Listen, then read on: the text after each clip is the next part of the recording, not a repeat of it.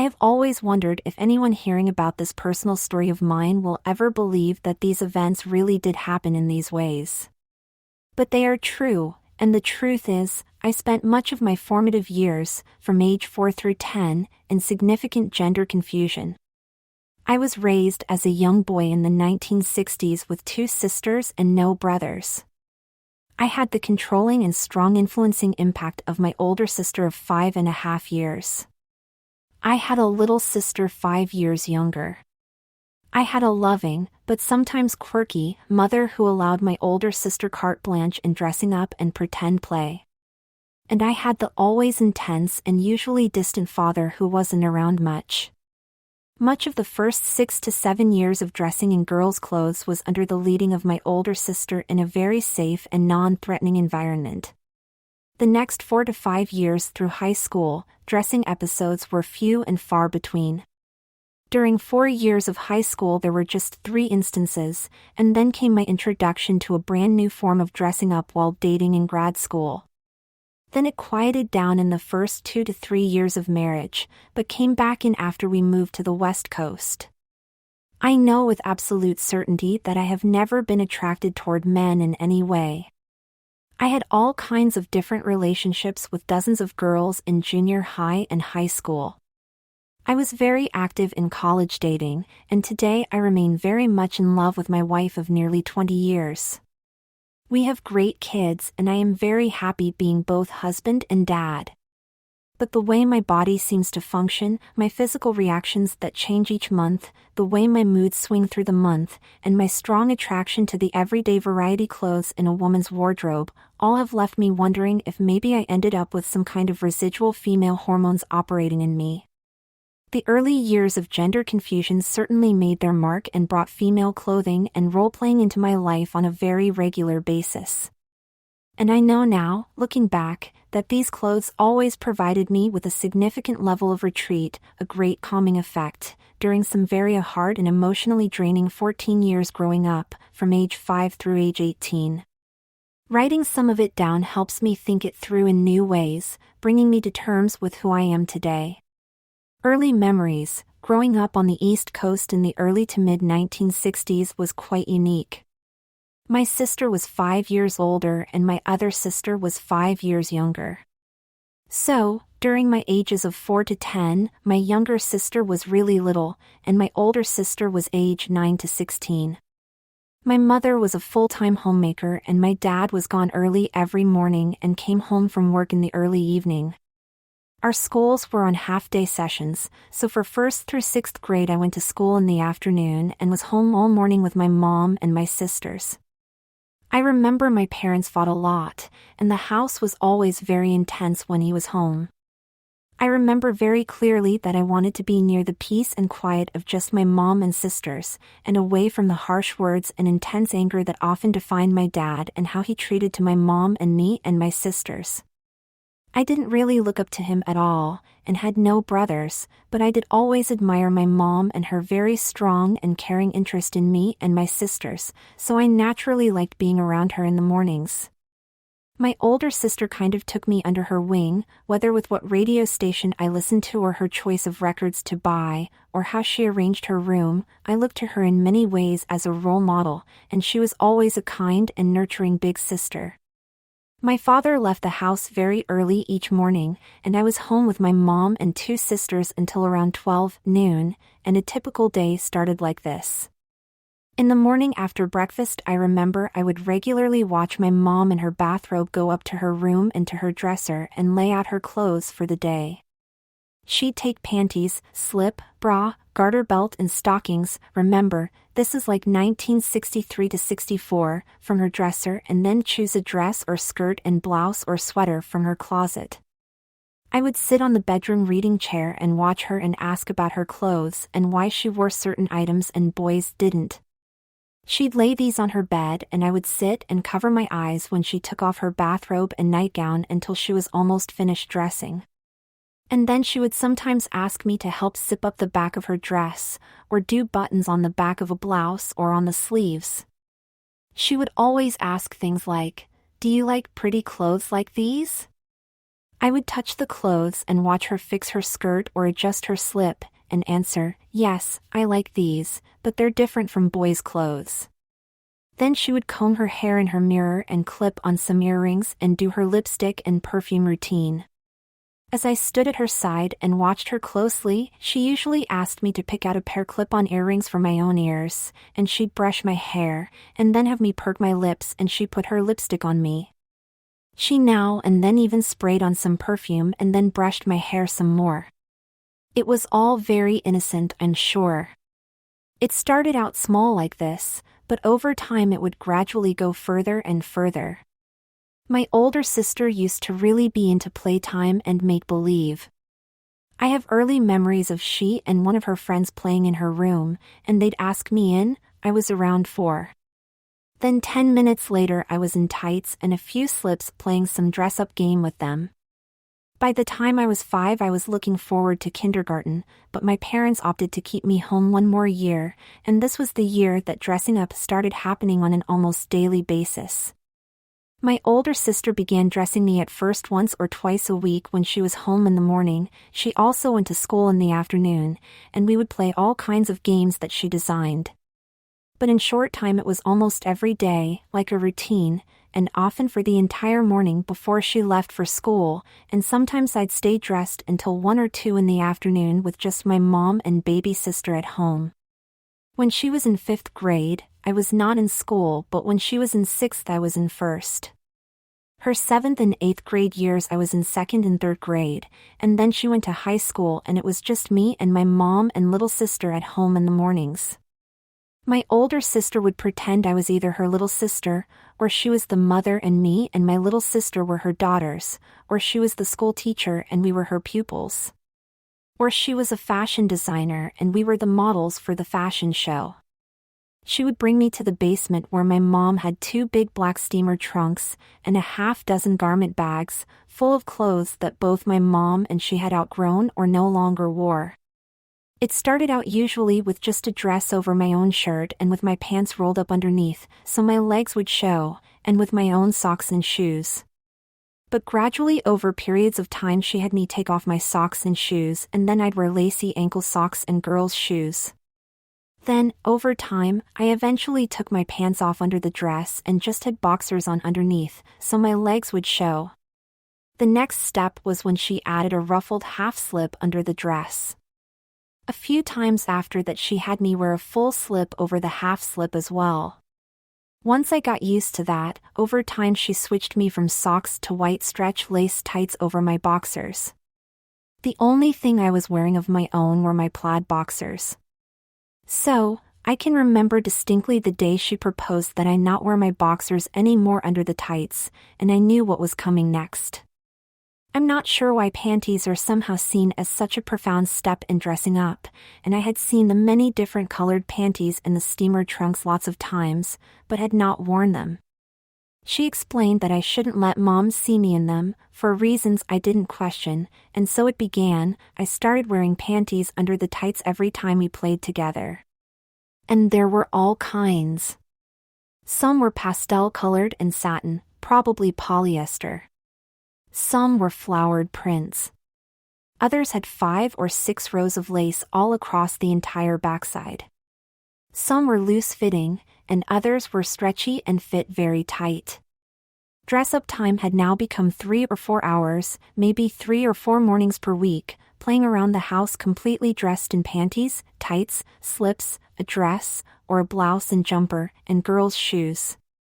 As a 5th or 6th grader, she was really into fantasy role-playing. I think back and realize that it was innocent enough and it never got weird in any way, and there was never anything sexual about it at all. But she used to tell me that dressing up was not to be discussed with anyone outside our family. Many mornings I would get dressed right after breakfast and stay dressed until I changed to leave for school. She always had a girl's name for me too, and my younger sister, and it changed all the time, as did her playtime name. And I remember it all started in total secrecy from my mom, where my sister would have to hide me in her closet when my mom came into her room or down to the basement where we were playing. But then one day my mother walked in on us by surprise in my sister's bedroom, and there I was, sitting in the chair, wearing a dress and tights and shoes. I remember I froze and thought I would be in a lot of trouble. Well, with my clip-on earrings from my mom's jewelry box, and some lipstick and perfume from watching my mom get dressed, it turns out that she had the exact opposite reaction. She smiled, laughed a bit, and said I looked darling, and, well, we just kept playing while Mom went about her business, and that was that. My sister seemed relieved, and so after that day it became very normal to be completely dressed watching my mom and my older sister making things on the sewing machine together, or baking, or doing dishes. A few times, I was the dress model when they were working on a new sewing project. So when she pinned fabric or hemmed the skirt line, I was standing on the chair wearing the garment as they worked on it. Being home every morning, especially on rainy days, or cold snowy days, it was a total non-reality world, and my older sister always had different girls' names for me and for my younger sister too as she got older. But I have to admit this, what I liked most about it was how safe and secure it was. My mom and dad had a very rough relationship and fought almost all the time. He used to threaten her with divorce many times over the years when they would have a big argument. He yelled and she screamed back at him while me and my sisters usually took cover upstairs. But weekday mornings were fun, playful, and pretty much carefree. Mom was very happy and in a great mood. I think I used the girl's name, the girl's clothes, and somehow being a different person to step out of the constant arguing and bickering that defined our house. I helped with dusting and vacuuming, or baking in the kitchen. My sister and I did the dishes together. I helped hang the laundry. When I did the dishes, my sister or my mom would have me wear a ruffled apron and say I shouldn't get my dress dirty. My mom even taught me how to use her sewing machine, and most of my mornings I did all these activities in panties, tights, a slip and dress, and flat or slightly heeled shoes, with some of my mom's lipstick and perfume and clip-on earrings. I was taking piano lessons from my mom once a week, and had 30 minutes of practice every day. Many times my older sister and I would be right in the middle of playing house or school or movies or something, and my mom would call me for my lesson. I would normally get undressed, or not even dress up on the days of my lesson. But in time I would just get in girls' clothes after breakfast and be upstairs in my sister's room playing, or in the basement, and my mom would say, "Let's go, in here right now, time for your lesson." So I'd be in a dress and all, and she would say, "We don't have time to wait for you to change, so have a seat, and let's get started, you can change afterward." I sat at the piano in a dress and tights and shoes and all, and she did my piano lesson as usual. My mom made a big deal out of saying kind of teasing things to me like, "Nice girls hold their wrists like this when they play the piano," or "Be careful your slip isn't showing when you sit on the piano bench." That really got me thinking about what I must really look like when all dressed up. Dressing in girls' clothes was certainly not the boy thing to do. And I'm sure others would see this as very weird, but at the time it was really just how we did things. I had felt somewhat awkward early on, and knew I would be totally embarrassed if my friends ever saw me, but on the other hand, I also felt very comfortable in a slip and tights and a dress and enjoyed the make-believe world where there really were no troubles. My older sister was really friendly to me, and she and I and my mom would take care of my little sister together and bake and sew. Well, it was obviously not reality, but I think we all enjoyed it. The only hitch was when my dad would come home unannounced to pick something up quickly and then leave. My older sister would hide me in her closet or in the basement until he left. I think we all knew I was not to be seen by my dad dressed like a girl. Once my older sister hit 9th grade in high school, she went to school in the morning sessions and was busy with cheerleading or jobs in the afternoon. But I was still only in 4th grade and home all morning with my mom and younger sister, who was in an afternoon kindergarten class. But I continued to play the same dress-up games with my younger sister once or twice a week, and my mom just allowed it to keep going. We still role-played that I was the school teacher and she was my pupil, or my mom now had her 2 little daughters with her when she was sewing or baking.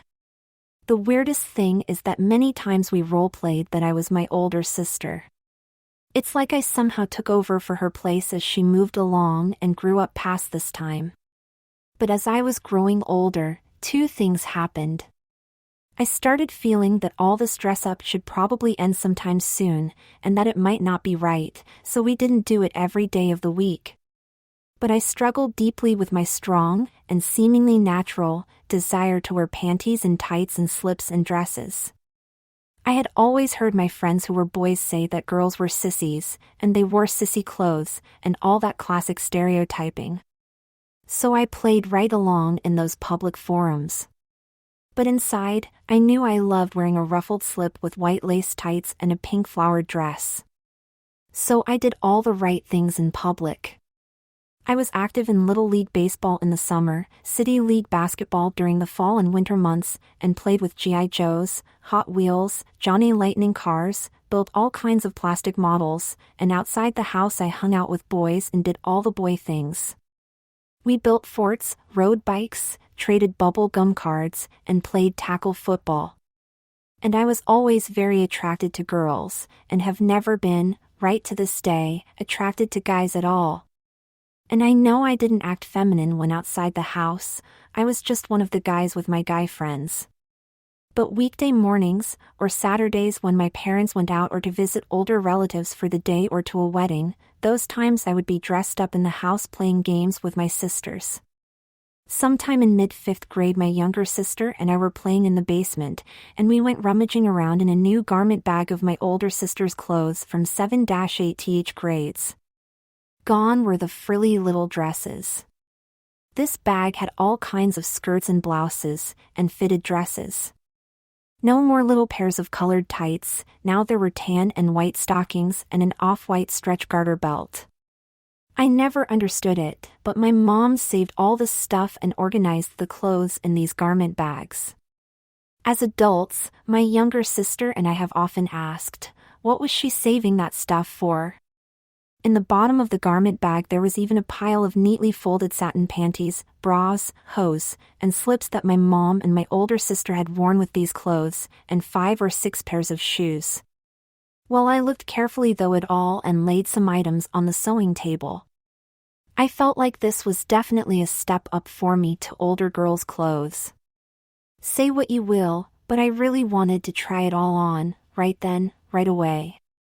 My sisters and I used to watch Get Smart with Don Adams and all his disguises, remember Agent 86 Always in a Disguise, or the Soupy Sales Show or Flip Wilson, he used to dress as Geraldine.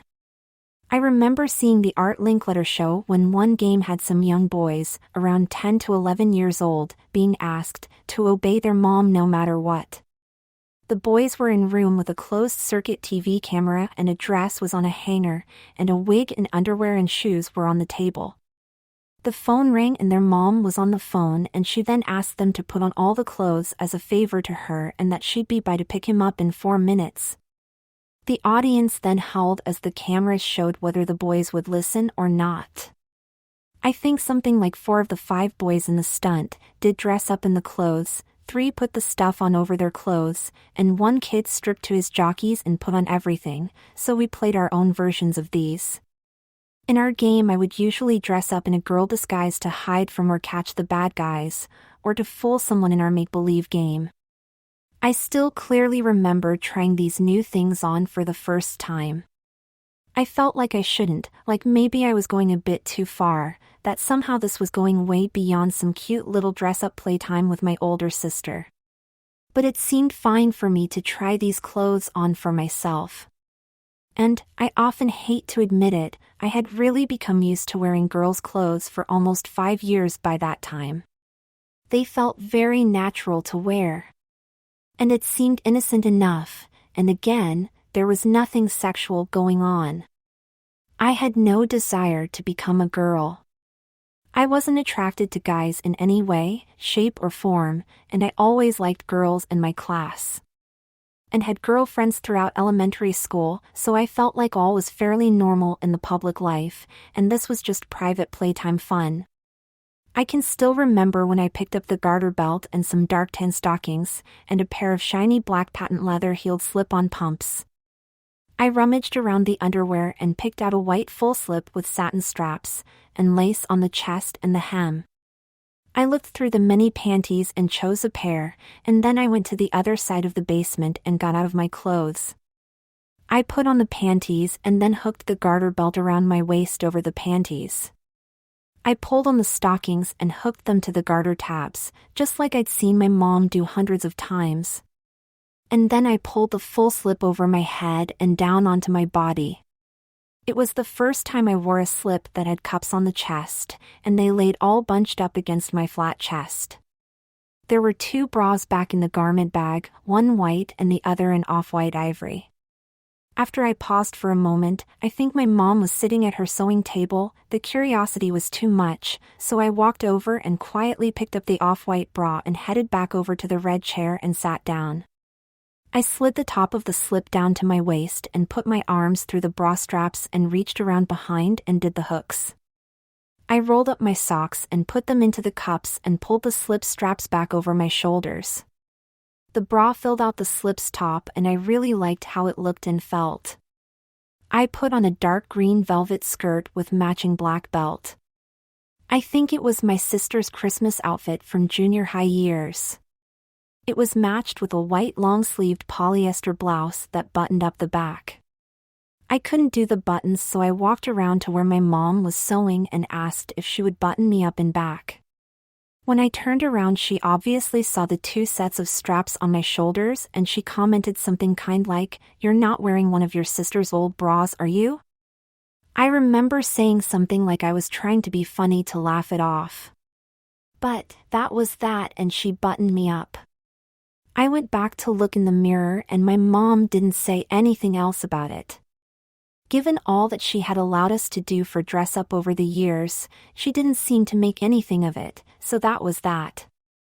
I do remember that morning though that she did ask me how much longer my sister and I would play dress up, and I knew she meant that this fantasy playtime around the house would someday be coming to an end. I leaned against the table and she sat back down and she looked me over from head to toe, heels to blouse. I had on panties, garter belt with stockings, bra, full slip, skirt and blouse, and heels.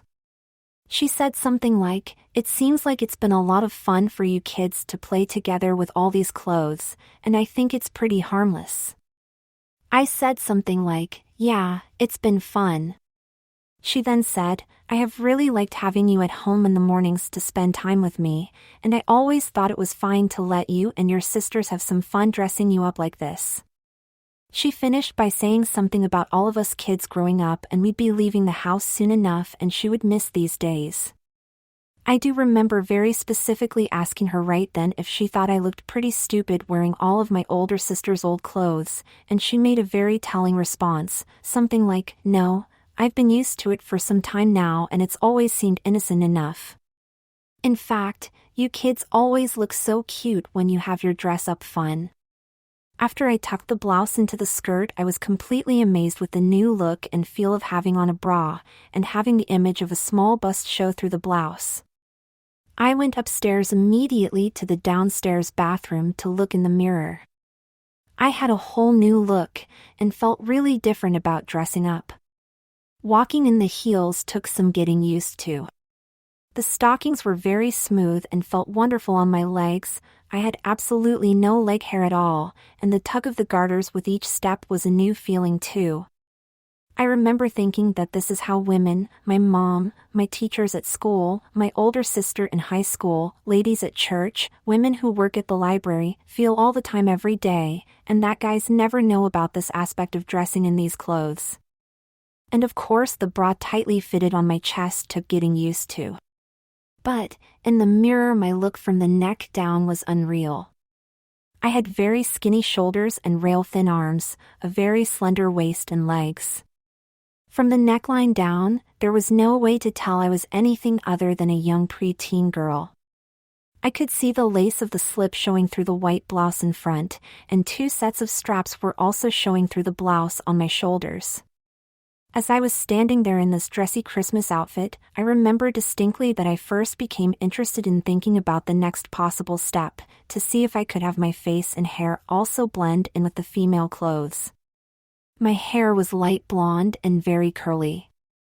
It was probably 1969 or 1970 and guys all wore their hair long. Mine was parted on the side and covered my ears on the sides and went about 2 inches over my collar in the back. I wore it with long wavy bangs combed across over my forehead past my eyebrows. So I went into the bathroom again, completely dressed up, and I got my hair all wet in the sink and brushed it out straight down all around. I used my classic chic hairdryer to dry the bangs straight down in front. And instead of parting it on the side, I parted it down the middle. I then simply put a black plastic hairband across the top of the bangs at the part and set the ends of the hairband behind my ears, and just like that I had a new hairstyle that matched my outfit. I went upstairs to my mom's jewelry box and put on some gold clip-on earrings and a gold chain. I was looking in her bedroom mirror and the look was starting to go way beyond being a little kid playing dress-up with his older sister. When I was all finished there, and I went back down to the basement and presented myself to my mother. She paused for a moment and then she said the words I had wondered about inside for a long time, "You know, if you were out walking somewhere, no one would even know who you are. People would think you're a girl, you know you really can't tell you're a boy." My heart raced that morning, and for the first time I actually entertained the thought of going outside dressed like this. While in many ways, I'm glad I stopped it there, I never did venture out for fear of being found out and then being totally embarrassed. So I went back upstairs and played with my younger sister for probably an hour before school. But I found myself trying to sit differently and walk like the young ladies I'd seen when we were out at the mall or in town. I was crossing my legs and walking slower and trying to shift my hips, not that I had any, when I walked. I thought a lot about how this would not go on forever. The stockings and having a bust show through the blouse were the new experiences, and I really liked the way I felt, I loved how I looked, and I wanted to stay like that for as long as I could. It was still very relaxing and safe and secure to be at home, with my mom, away from my dad, and having some pretend time to get away from the pressures. I know I used the dress up as some kind of mechanism to try to cope and deal with the intense atmosphere with my dad in the house, constant bickering and arguing with all of us, and my wanting to stay close with my mom. So in the last 2 years of elementary school I did occasionally retreat back to dressing up, and I would try out many different dresses, skirts, blouses, sweaters, and shoes usually 1 or 2 mornings a week, and would even try doing my hair and some jewelry. I would always do this as part of watching my younger sister when my parents were out for a Saturday all day. The first time I got up the nerve to go out entirely dressed up as a girl was the evening after my elementary school's Halloween party in 6th grade. I was in 6th grade and it was October.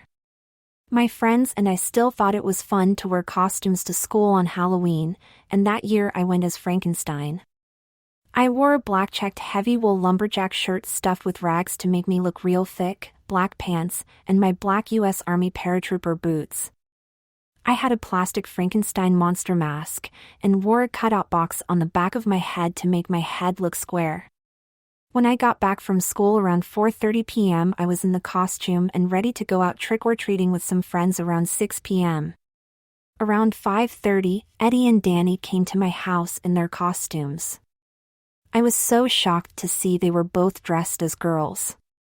Eddie said it was his sister's idea that afternoon after school, and Nicky said his mom got his stuff together from his older sister Amy's things. Ed was in his sister Sharon's clothes. She was one of the best-looking girls in the junior high. Ed was wearing a blue party dress, long-sleeve satin, and I could see bra straps through the very thin fabric on his shoulders, and he had really stacked the bra to the max. It didn't look very convincing. He had on dark blue pantyhose and black patent leather heels, a wig and lots of makeup. Danny was in a red jumper with a pink cotton blouse underneath, red tights, black shoes, and his hair, which was already really long, was in pigtails on each side of his head tied up with bows of red ribbons. He had no padding to have a girl's chest. This was the first time I had ever seen any guys I knew dressed in girls' clothes. I immediately thought about how much dressing up I had been doing over the last 6 to 7 years. I was in my Frankenstein stuff and we walked over to Nicky's house. When his mom opened the door, she said something like, "Oh my, don't you girls look cute, and check out the Frankenstein monster." Nicky wasn't ready yet, so me and Ed and Danny went inside and waited in the hallway. But after looking at Danny and Eddie, she looked at me and said, "So, aren't you going to wear the same costume, because you could all go out as a group of girls tonight?" Right then all eyes turned to me and I started thinking how much I wanted to change out of my Frankenstein costume and go back home to the basement and put on one of the outfits I used when I dressed up.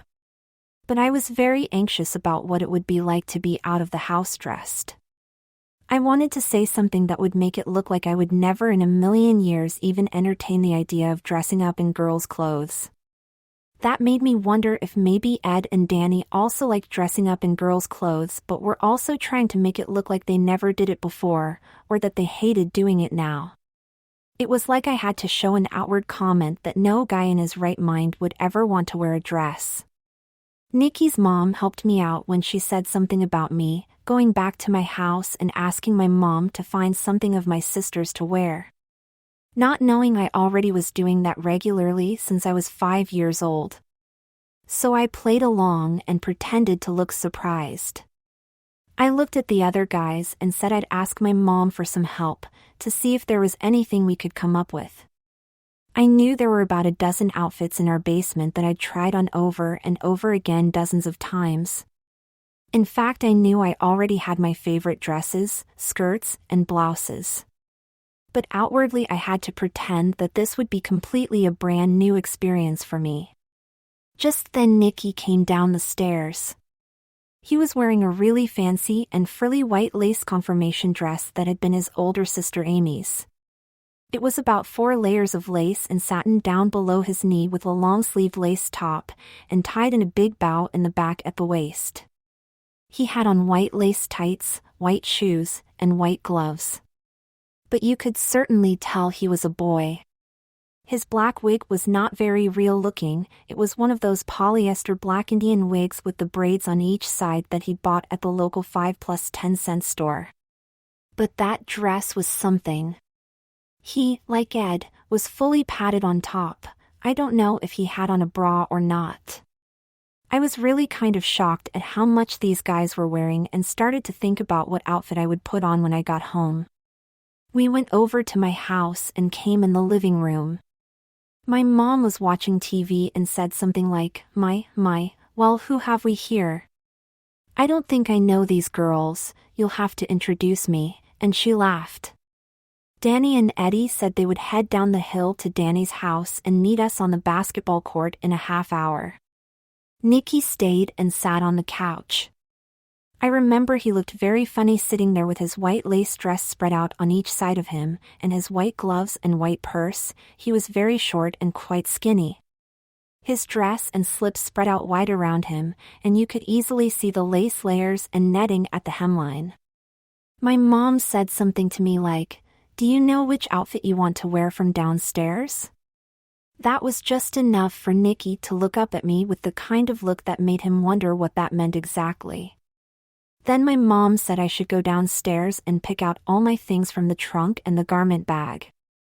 I was sure Nicky was asking himself how I know what to get when we supposedly just thought of this girl's costume about 10 minutes ago at his house. And I also could see that he was wondering why my mom didn't come downstairs with me to help me try and find something. If he only knew the truth, that I knew where everything was downstairs because I dressed up in girls' clothes regularly. So I went downstairs to the basement, opened the steamer trunk and pulled out a pair of pink satin panties, the off-white garter belt and tan stockings, the ivory-colored bra, and the white stretch lace full slip. I was out of my other clothes in 1 minute and quickly slid the panties on, fastened the garter belt hooks, and attached the tan stockings. Then I hooked up the bra, put a rolled-up sock in each cup, and slid the full slip over my head and smoothed it down. I went over and unzipped the light blue garment bag, pulled out the black patent leather shoes with the 1/1/2 heels, and put them on. I am always kind of amazed at how accustomed I had become to these clothes, like it was no big deal. I mean, there I was, an 11-year-old guy, standing in panties, garters, stockings, bra, slip, and heels, going through the various dresses and skirts hanging in the garment bag, trying to make a choice to wear for trick or treating. I remember it started to sink in that I was going to not only get dressed, but I would be heading out the door and walking around town for several hours, and knocking on doors and seeing all kinds of people. I picked a very nice yellow cotton dress that was stretch fabric from the waist to the shoulders with long sleeves and an elastic waist. The skirt portion was slim and fitted to just above the knee, and it zipped up the back to a high collar with a small ruffle around the neck. When I finished, I went straight upstairs and into the living room. Nicky looked really shocked to see me dressed, and then he said, "Wow, that was fast. How'd you find stuff so quick?" Then it hit me that I had probably taken less than 4 minutes to get out of the Frankenstein outfit and into a well-coordinated dress, with matching stockings and heels, and everything fit on the first try. I didn't know what to say, so I said, "Hold on, I'll be right down," and called to my mom upstairs. I went up to her room and presented myself, and she said that everything looked good. I asked her about using her jewelry and stuff, and she let me wear lots of her costume jewelry. I put on clip-on earrings, a necklace, and matching bracelet. She did my lipstick and rubbed some into my cheeks like blush, and gave me a spritz of perfume. I wet my hair in the bathroom and toweled it down and parted it down the middle with the bangs straight onto my forehead, and then over my ears on the sides. I put a white plastic hairband above the bangs. My mom did a quick one-coat nail polish job, and downstairs I went. My mom gave me one of her shoulder bags that had yellow daisies embroidered on the sides. It matched the dress, so that was my candy bag, and Nicky and I headed down to meet Danny and Ed. I can still remember the feeling heading out the front door of my house and down the steps and across the driveway into the street. It was the first time I was ever outside the house dressed in girls' clothes, and it was both exciting and full of apprehension. It felt great and very fun, but at the same time, what would people say and think about me when they saw me dressed like this? That year, Halloween was pretty balmy, Indian summer conditions, but it was almost dark when we left. I had no coat or sweater. It was probably in the high 60s that night and very breezy. Walking down the street in the fitted yellow dress, hearing the heels on the sidewalk with each step, and feeling the bra and slip and stockings underneath and the gentle tug of the garters as I walked was all a very new experience, and I loved it. But I also was sure that everyone was staring at me, and that at any moment someone would come up to me and expose me as a guy with a problem and then ridicule me. But of course that never happened. It was Halloween, and I had the perfect cover for my night outside the house in complete girls' clothes. We met the other guys at Danny's house. I remember sitting on his porch bench with my legs crossed at the knee, looking down at my bust line and my stockings and heels. I remember feeling the breeze swirl under my dress and loved the feeling of the bra straps and the slip underneath and the garters as I moved. We walked around town going to houses and getting candy, and lots of laughs at each door, until around 9 p.m. or so. One of the best comments of the evening was at the lady's house at the end of my street. Danny and Ed had headed home, and Nicky and I decided we would finish by going up our street and ending at his house. My older sister worked on Saturdays cleaning this lady's house. When we knocked and she came to the door, she jokingly said, "Oh my, look at the two nice girls," and asked who we were. Nicky identified himself first, and then I told her whose brother I was. She smiled wide, laughed a bit, and said, "You know, I would never know you were a boy. You could easily be your sister's younger sister." There it was.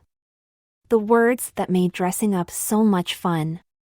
Being just 11 years old, I was only around 5 feet tall. I had very skinny arms, shoulders, waist, and legs.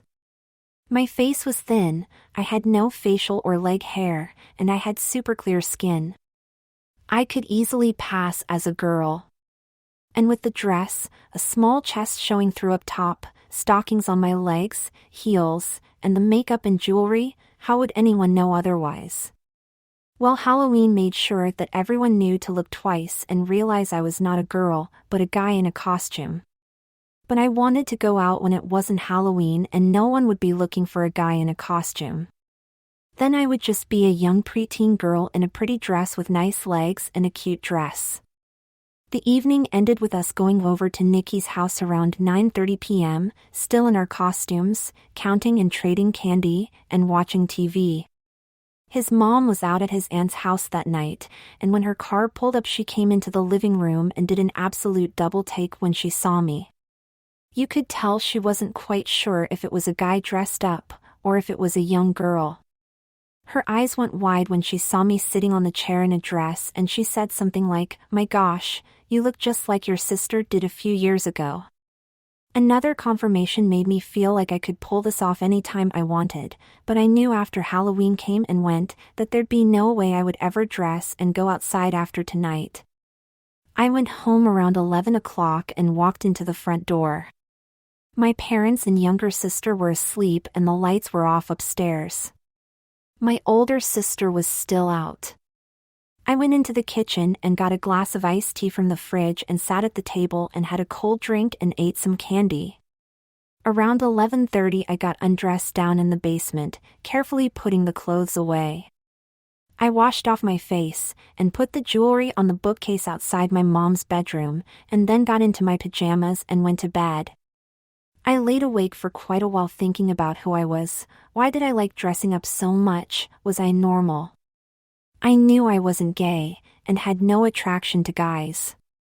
But I wondered why I felt so incredibly comfortable in panties and hose and a bra and slip with a dress and heels. Why did I like playing that part, walking slowly, shifting my hips from side to side, crossing my legs with stockings, and straightening my skirt as I sat down? Why did it feel so good and so normal to have the appearance and feel of small breasts pushing through my blouse or dress, with a tight bra holding everything against my chest? Why did I love looking at myself in the mirror with lipstick and blush, with my hair brushed in a hairband, with earrings and polished nails? I could stand in front of my mom's full-length mirror for 15 to 20 minutes just watching myself, the swirl of the dress, the smooth silky legs.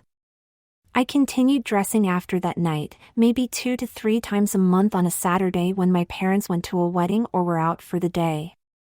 But I stayed in the house and I tried not to think about going out again, hoping it would go away. End of part 2. I remember it was the following fall after my first time outside dressed completely as a girl during 6th grade at Halloween 1970. Now it was 1 year later, and I was 12 years old and in 7th grade. My older sister was now a senior in high school and my younger sister was in 3rd grade. I had relegated dressing up to just once or twice a month when no one was home. When my older sister was working or doing something with her friends on a Saturday and my parents had dragged my younger sister out for a full day away, I was now old enough to stay home by myself and not have to go visit relatives on a Saturday from morning until late evening. My dressing was now exclusively in my mom's and older sister's more recent hand-me-downs, like the Christmas outfit, green velvet skirt and white ruffled blouse, I wore at Halloween in 6th grade. I could dress and be very convincing in about 15 minutes times. I always wore satin/lace panties, the off-white garter belt, either tan or cream or white stockings, a full slip, or a half slip and camisole, and dresses/skirts/blouses that were either mid-teenager, 14 to 16, or were my mom's stuff she no longer wore. Some of her stuff was very nice and dressy, stuff for nice parties or for church functions. I would get dressed quickly after everyone left for the day, and then just spend the morning watching TV or walking around the house practicing walking, sitting, crossing my legs, smoothing my skirt/dress underneath me as I sat down, admiring myself in the full-length mirror in my mom's room. Then after 3 to 4 hours, I would change and call some friends and head out for the day. No one in my family knew anything when they came back home, and none of my friends knew that the first half of my day was spent in feminine illusion, while the remainder was spent just being one of the guys. At the September meeting of our church youth group, the announcement was made that for October there would be a full costume party, open to all the kids and friends they invited. My buddies and I were talking with the girls we hung around with about costumes, and after about a half dozen ideas were brought up and turned down, one gal suggested that her older brother, one of my friends, come as a girl. He had long brown hair, parted in the middle, probably 20+ inches down his back. We all laughed it off, and then she made a revelation to us all that she had many times French braided his hair, or used her curling iron and steam rollers on it, and styled it like a girl dozens of times. Before long, he was embarrassed. Other gals were saying they wanted to see him with his hair all styled, and in time we all took up the challenge and agreed to all come dressed as girls. I was around 5 feet 3 inches or so and weighed in at a very thin 100+ pounds. I had virtually no body hair and was very fair-skinned, blue eyes, curly blonde hair parted down the middle that completely covered my ears and went about an inch past my shirt collar, the classic shag haircut of 1971. I was not the one to suggest we dress like this, but I knew this would be a major chance to leave the house dressed up again, so I obviously went along with the plan, but tried to look like I was hesitant in agreeing to this. Later that week, I told my mom about the costume idea for us guys, and she, like the year before, said I could pick something from the basement. I think she thought that the regular dressing up around the house had stopped completely, that I had outgrown that a year or so ago. So she treated it more like I didn't know where stuff was or how to do this, so she came down to the basement with me. After looking at several dresses, we came across a powder blue polyester pleated skirt and a white long-sleeved sheer blouse that was a bodysuit, one of my sister's old outfits. It had 3 buttons in the crotch to keep it tucked in under the skirt. There were about 6 pairs of women's shoes in the last garment bag. We picked a pair of white patent leather pumps with a 1-inch heel. I looked through the top drawer of the steamer trunk under the basement stairs at all the slips, panties, camisoles, hose, garter belts, stockings, and bras folded neatly around the top. I had continued dressing in these 1 to 2 times a month, so I knew them all and which ones I wanted to wear, but I pretended not to care. I went with a pair of tan pantyhose, because of the bodysuit crotch, and a pink half-slip with a lace-trimmed hem. Mom went to the other side of the basement, and before I undressed I grabbed a pair of bright blue satin panties and a white stretch lace bra. I very quickly put on the panties and the pantyhose, and then my mom walked over and looked at me standing in blue panties and tan pantyhose over top and said, "Just don't let your father get a look under your skirt or you'll have some serious explaining to do." Just then my older sister called down from the top of the stairs, something about leaving with the car. I panicked big time. I was dressed in blue panties and pantyhose over top and had just stepped into the white heels. She left down the hallway and out the front door, and I was relieved. I don't think she knew I'd dressed up since maybe 4th or 5th grade when she used to play with me. My mom went back to the other side of the basement and I put on the stretch lace bra, and rolled up some foam padding from my mom's sewing basket and put these into the bra cups. I then stepped into the pink half-slip and was getting the white bodysuit unsnapped so I could step into and pull it up over my shoulders, when I heard my sister at the top of the stairs again calling down to my mom about money for gas for the car. I froze as I heard her coming down the stairs. I was nailed, with nowhere to go. I held the blouse up in front of my chest, but the straps were visible on my skinny shoulders. When she saw me she looked surprised, then laughed, and then looked at the bra and said something like, "Oh mother, are you going to let him wear my bra with all my clothes?" My mom walked over and looked at me in blue panties, tan pantyhose, white heels, and pink slip holding the blouse, and said, "Oh, he's fine, it's just for Halloween, and all his other friends are dressing as girls too." She then said, "You never minded before when you used to dress him up in your clothes, remember?" Well, she and my mom laughed out loud. My sister teased me quite a bit, saying, "Well, my little brother is really a little young lady now and has to grow up sometime." I felt really embarrassed standing there as she said, "Okay, so come on, let's see you in your bra." I lowered my arms and her eyes widened. She came right over and started adjusting the straps over my arms and shoulders, and said, "You're wearing it too high up on your chest and back." She slid the strap hooks down a bit and said, "There, now it's at the right height and your breasts will be in the right place, just like a real girl's." She asked me what I had inside the cups and I showed her the rolled-up foam pillow fill from Mom's sewing bag. I stepped into the blouse with my sister standing right in front of me, and then bent over to button the snaps in the crotch. Mom pulled the half slip back to my waist level and smoothed the lace hem over my pantyhose-clad legs. She then held open the blue skirt and I stepped into it and my sister zipped me up in back and fastened the clasp. It went to about 3 inches above my knee. My sister said I looked really convincing from the shoulders on down. The blouse was silky polyester with a ruffle on the collar that continued halfway down the front. A matching ruffle was on the ends of the long sleeves. My mom and sister both said everything fit like it was made for me. Mom said my costume was all set, now I just needed to do was my hair, maybe some makeup, and put on some jewelry. We went upstairs and I wet my hair real well in the sink. I soaked my hair, toweled it, dried it, and we went to her bedroom. My hair was longer than it had been in 6th grade. I had been wearing bangs in front in my regular haircut and the sides were well past my ears.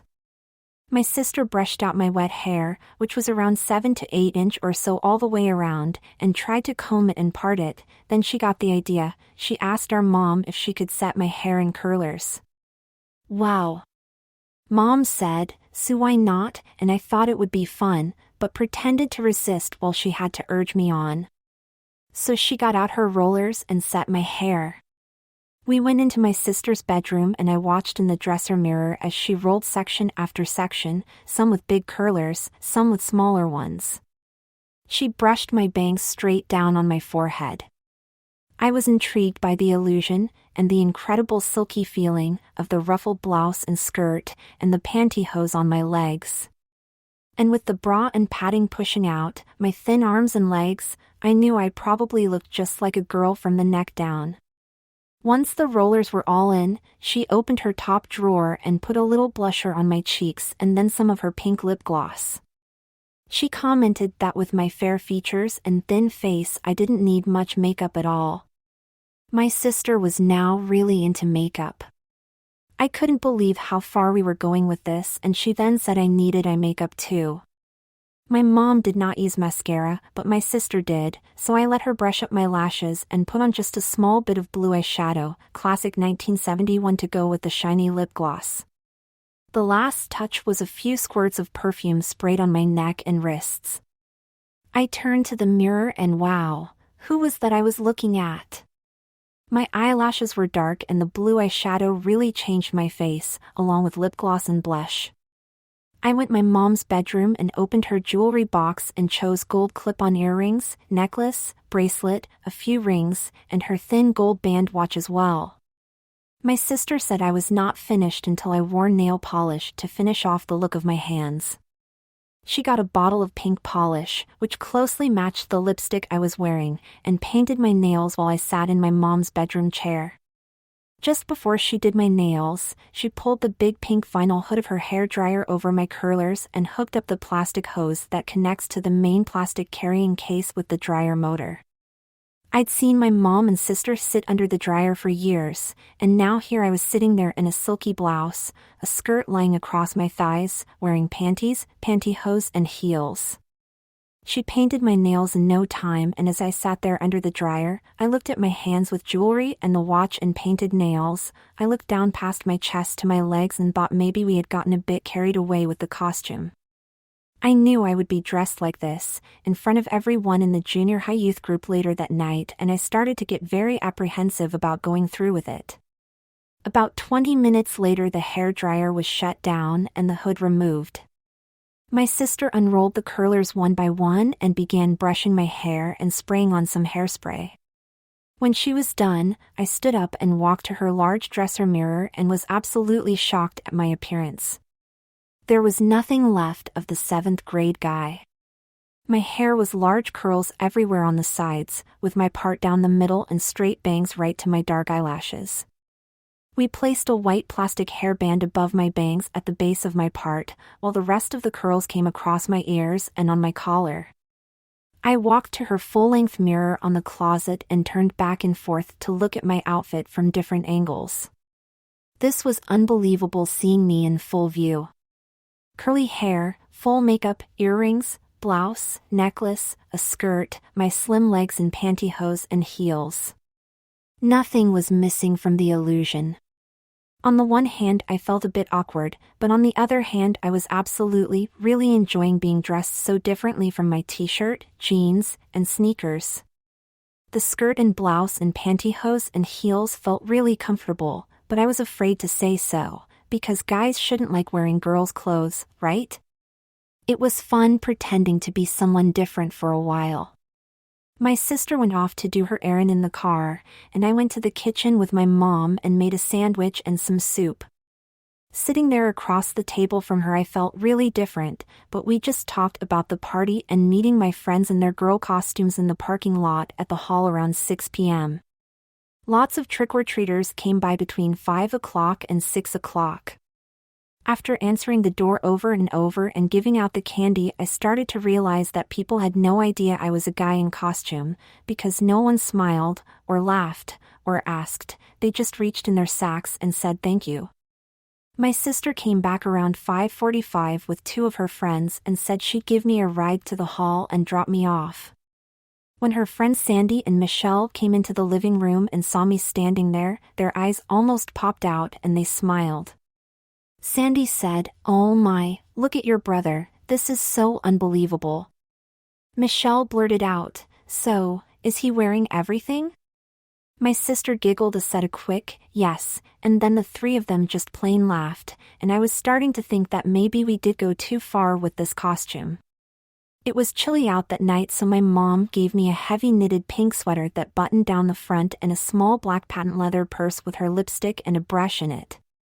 We left, and as I stepped outside onto the porch and down the walkway to the car, I felt the cool breeze go up my pantyhose and as I walked, and I had to admit that the swish-swish of the pantyhose and the bodysuit fitted tightly on my crotch, and the slip and skirt on my thighs was a great feeling. I sat in the back seat with Michelle and she told me to keep my knees together and hold my skirt to keep it from sliding back on my thighs. She looked me over and commented that with my hair and makeup, the skirt and hose, and my nails and rings, I really looked like a girl. She kept saying to my sister, if I didn't know, he could easily be passed off as your younger sister. When we got to the parking lot, I could see my friends standing by the basketball court windows of the gym in their costumes. My sister and her friends dropped me off and drove away. I walked over to see the other guys. My skirt was blowing in a stiff wind, and unlike last year's balmy night, it was pretty chilly this evening. I crossed my arms in front of my waist with my purse to shield the wind and hold the skirt down from flying up in the breeze. As I got closer, I felt very awkward as we checked each other out. The other guys were also dressed as girls, but basically looked very silly, as they were obviously guys with just a few girls' things on. Their costumes were funny looking, but mine looked too serious, too ordinary, like it wasn't even a costume at all. I knew something was up by the way they all checked me over from head to toe. It actually got a bit quiet. I had my own hair curled and styled. I was wearing a pink sweater with my padded chest, the powder blue pleated skirt, tan pantyhose, and my white heels. Keith said, "Don't tell me you're wearing perfume too?" It's almost like the laughing stopped once they got a close look at me. I realized these guys were dressed for a good laugh, but they made comments to me like, "So is that a costume, or the new you?" I can still remember looking them over. Kirk had on a pink bathrobe, fuzzy slippers with a kerchief on his head. Not very original and certainly not anything that looked real. Underneath he had on shorts and a t-shirt, and no makeup. Steve had on a dress to his ankles and a pair of sandals. He had some rolled-up socks on his chest in his undershirt and lipstick, and also had a kerchief. Jeff had a denim skirt with gym shorts underneath and a pair of red boots. He wore a sweater, a black wig with 2 long braids, and some lipstick. Keith had a flowered housecoat with white sandals and a curly red-haired wig. None of the guys had on hose, just their bare legs and socks. Richie was a twin with his sister Diana, so he had on one of her dresses. It was a green jumper with a white turtleneck sweater underneath and black women's dress shoes with a small heel. He was the only other guy besides me wearing pantyhose. He had on dark green tights. His kept his own hair short, so he had on a blonde wig and some lipstick. Ken had on a football cheerleader's uniform, but it was just a team sweater and skirt with some pom-poms in each hand. His hair was pulled into two pigtails and he had shorts on under the blue and gold skirt. He had hairy legs showing and wore his own sneakers. I could see that Steve and Richie were the only two others that had each stuffed their chest, but they were both way too big and didn't look real at all. The guys got their costumes from thrift store stuff and they wore shorts under their dress or robe. As we looked around at each other, they had hairy legs, Richie had on dark green tights, and all of them looked really funny. But it was obvious that my costume was not really all that funny anymore. It looked too real. There was nothing goofy or silly, it was basically a very complete and coordinated teenage girl's outfit. I knew no one else was probably wearing a bra and a lacy slip, or panties under pantyhose. And my hair didn't look goofy like the wigs or Ken's two pigtails sticking straight up. It was my own hair, rolled, styled, and hair sprayed with a hairband. Richie and I were the only two wearing earrings, but I was the only one with nail polish and a purse. Oh boy, was I getting some interesting looks. We headed over to the gym for the start of the party. We got inside out of the cold and it was getting very filled up, probably about 75 to 80 junior high kids and maybe 10 to 12 adult chaperones. There was music playing and lots of food set up. The volleyball court was set up, and there were pool tables, ping pong, and air hockey tables. The lights were very low and there were jack-o'-lanterns and spider webs all around, and several black lights, and a strobe light going full tilt in the gym area. We all tried to play it very cool as we walked in together and got a bunch of hoots and laughs as we mingled around. I took off the knit sweater, it was very warm inside with all those people, and put it on a chair, and then headed over to talk with some people near the drinks. As I approached the table and about 6 to 7 girls we all knew, once again I got some surprised looks and comments like, "Hey, maybe you got a little too much into this costume tonight, huh?" or "Pardon me, but have we been introduced?" That's when Shelley started calling me Denise, and of course everyone did the rest of the night. I was getting some punch when one of the chaperones, Barbara, came up behind me and in front of everyone pulled back and snapped the bra strap across my back through my blouse and said, "Nice costume, and really cute bra." I wanted to melt on the spot. Everyone laughed and she grabbed me by the shoulders and quickly turned me around for the others to see, and I realized the white blouse was very sheer and showed a complete view of the bra straps on my back and shoulders. I guess I hadn't really thought about it or noticed this in the front when I was home and looked at myself in the mirror. I got several teasing comments about the bra showing, and Kirk's mom, a chaperone, held my shoulders and jokingly said, "Next time, you should wear a full slip and your bra won't show through." I was really embarrassed and got very self-conscious about making sure not to reveal what I was wearing under the skirt. Well, almost right at that moment it happened very quickly. Sharon grabbed a corner of my skirt and flipped it up really quickly and said something like, "Careful, something else doesn't show." Well, I think she meant that purely as a joke, thinking I must have shorts on underneath. But of course as she did this, everyone got a quick peek at the pink lace slip and the thigh tops of the pantyhose, and everyone's eyes got real wide real fast. Barbara, who snapped my bra, looked stunned and said something like, "Oh my gosh, so what else have you got on underneath?" I held the skirt down against me with my hands and just froze. I didn't know what to say. That's when Jill said, "You're not wearing panties too, are you?" I said something like, "No way," and tried to change the subject as I headed for the gym.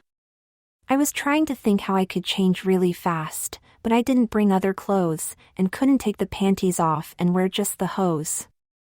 All I could think was borrowing some pants or shorts from one of the other guys. I went into the gym and played some volleyball under the strobe light, which was very fun.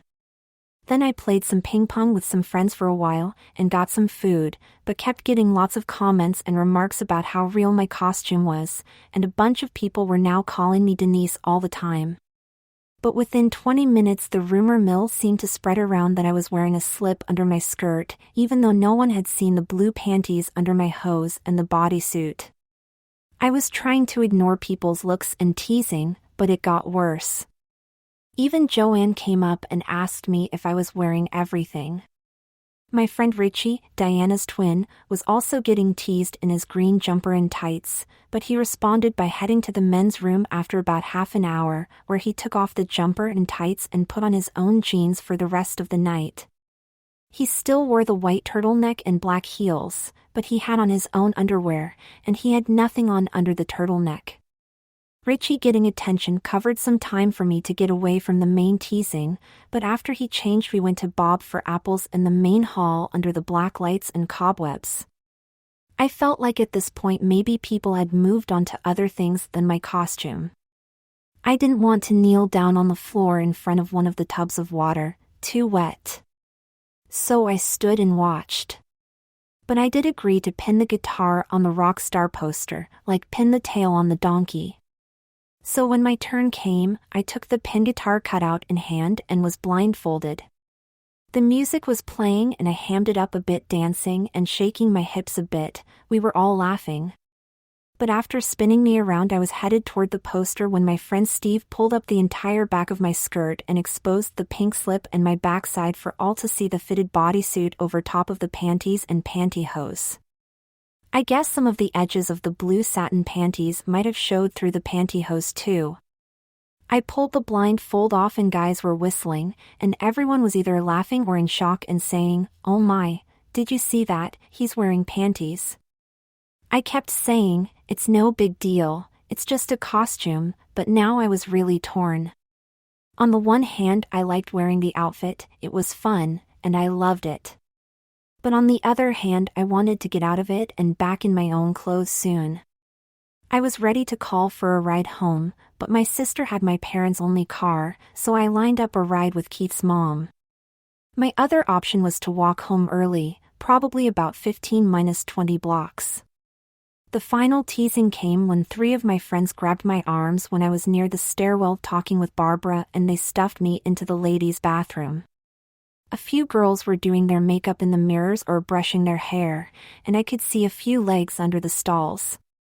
The guys held the door shut tight, so once the girls stopped laughing, some teased some more and said, "Come here, let's freshen up your makeup," or, "Can we brush your pretty hair?" And of course things like sexy legs and cute bra straps, and "Don't forget to sit when you use the stall." The guys would let one girl leave at a time, but I ended up staying in there about half an hour. Girls came in and used the stalls, the sinks and mirrors, and left, but I couldn't get out. Finally around 9 p.m. they opened the door and I was out. I stayed for the rest of the party until around 11:30 p.m. with just some minor teasing. When Keith's mom picked him and his sister up, we thought it would be fun to not tell her who I was. When she pulled up, we went to the driver's window and Kim said, "Mom, this is my friend Denise, can you drop her off near the skating rink?" She said okay and Kim got in front and Keith and I got in back. I think I answered 1 or 2 questions with a kind of softened voice. 5 minutes later, she dropped me across from the bottom of my street corner and I walked home. I came in the front door and the house was dark, with just the kitchen light on in back. It was just before midnight and my parents and my sisters were already asleep. I sat in the kitchen and had some iced tea and a few cookies. If anyone had been watching me they would have thought I was losing it, because I sat sideways at the table with my legs crossed, and I remember holding the cookies intentionally in a very feminine manner with my pinky finger up in the air. I went down to the basement, got undressed, put the stuff back in the garment bags and trunk, and went up to bed. But I laid awake for at least another half hour and couldn't stop thinking about how easy it was to play the female role and get away with it. I knew there'd be no other chances of going out again for quite some time, maybe next Halloween, but I did look forward to the next time I could dress up at home when everyone was out. It had been more than 4 years since I had been outside the house, fully dressed as a girl, for the Halloween party in 1971. Dressing up had been relegated to maybe once every other month during my junior high years, whenever everyone was out of the house for the day on a Saturday and I had the place to myself. I continued to grow taller throughout 7th and 8th grade, 1972 to 1973, and had hit 5 feet 10 inches by the end of 10th grade in the spring of 1975. But I had never really had any noticeable transition into puberty. I was virtually hairless on my body, nothing on my face or chest, and only a hint of very tiny light blonde peach fuzz on my arms and legs. I had almost no pubic hair, and the bit I had was very thin and light blonde. I weighed in at around 140 pounds, with just a 25-inch waist and basically not an ounce of fat on me. Along my upper chest and shoulders, my collarbone was very pronounced, showing through my skin, and my neck was also very slim up to my chin. My Anglo-Scandinavian genes gave me super clear light skin and naturally rosy cheeks. Guys often teased me that it looked like I was always blushing. I also have blue eyes, very thin eyebrows, but I had very long eyelashes top and bottom. When I would occasionally dress up around this time, mid-1970s, we had lots of clothes stored in the basement from my older sister's teenage/high school years that were stretch knits and polyester.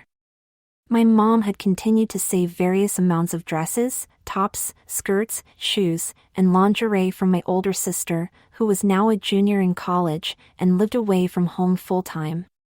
I can remember putting on a stretchy white lace bra with foam padding filling out the cups, and wearing this certain yellow stretch knit, very form-fitting, long-sleeved top that had a sculpted low-cut collar and embroidered flowers along the neckline. It rode very wide to the edges of my shoulders, and I had to push the bra straps over farther than normal so they wouldn't show.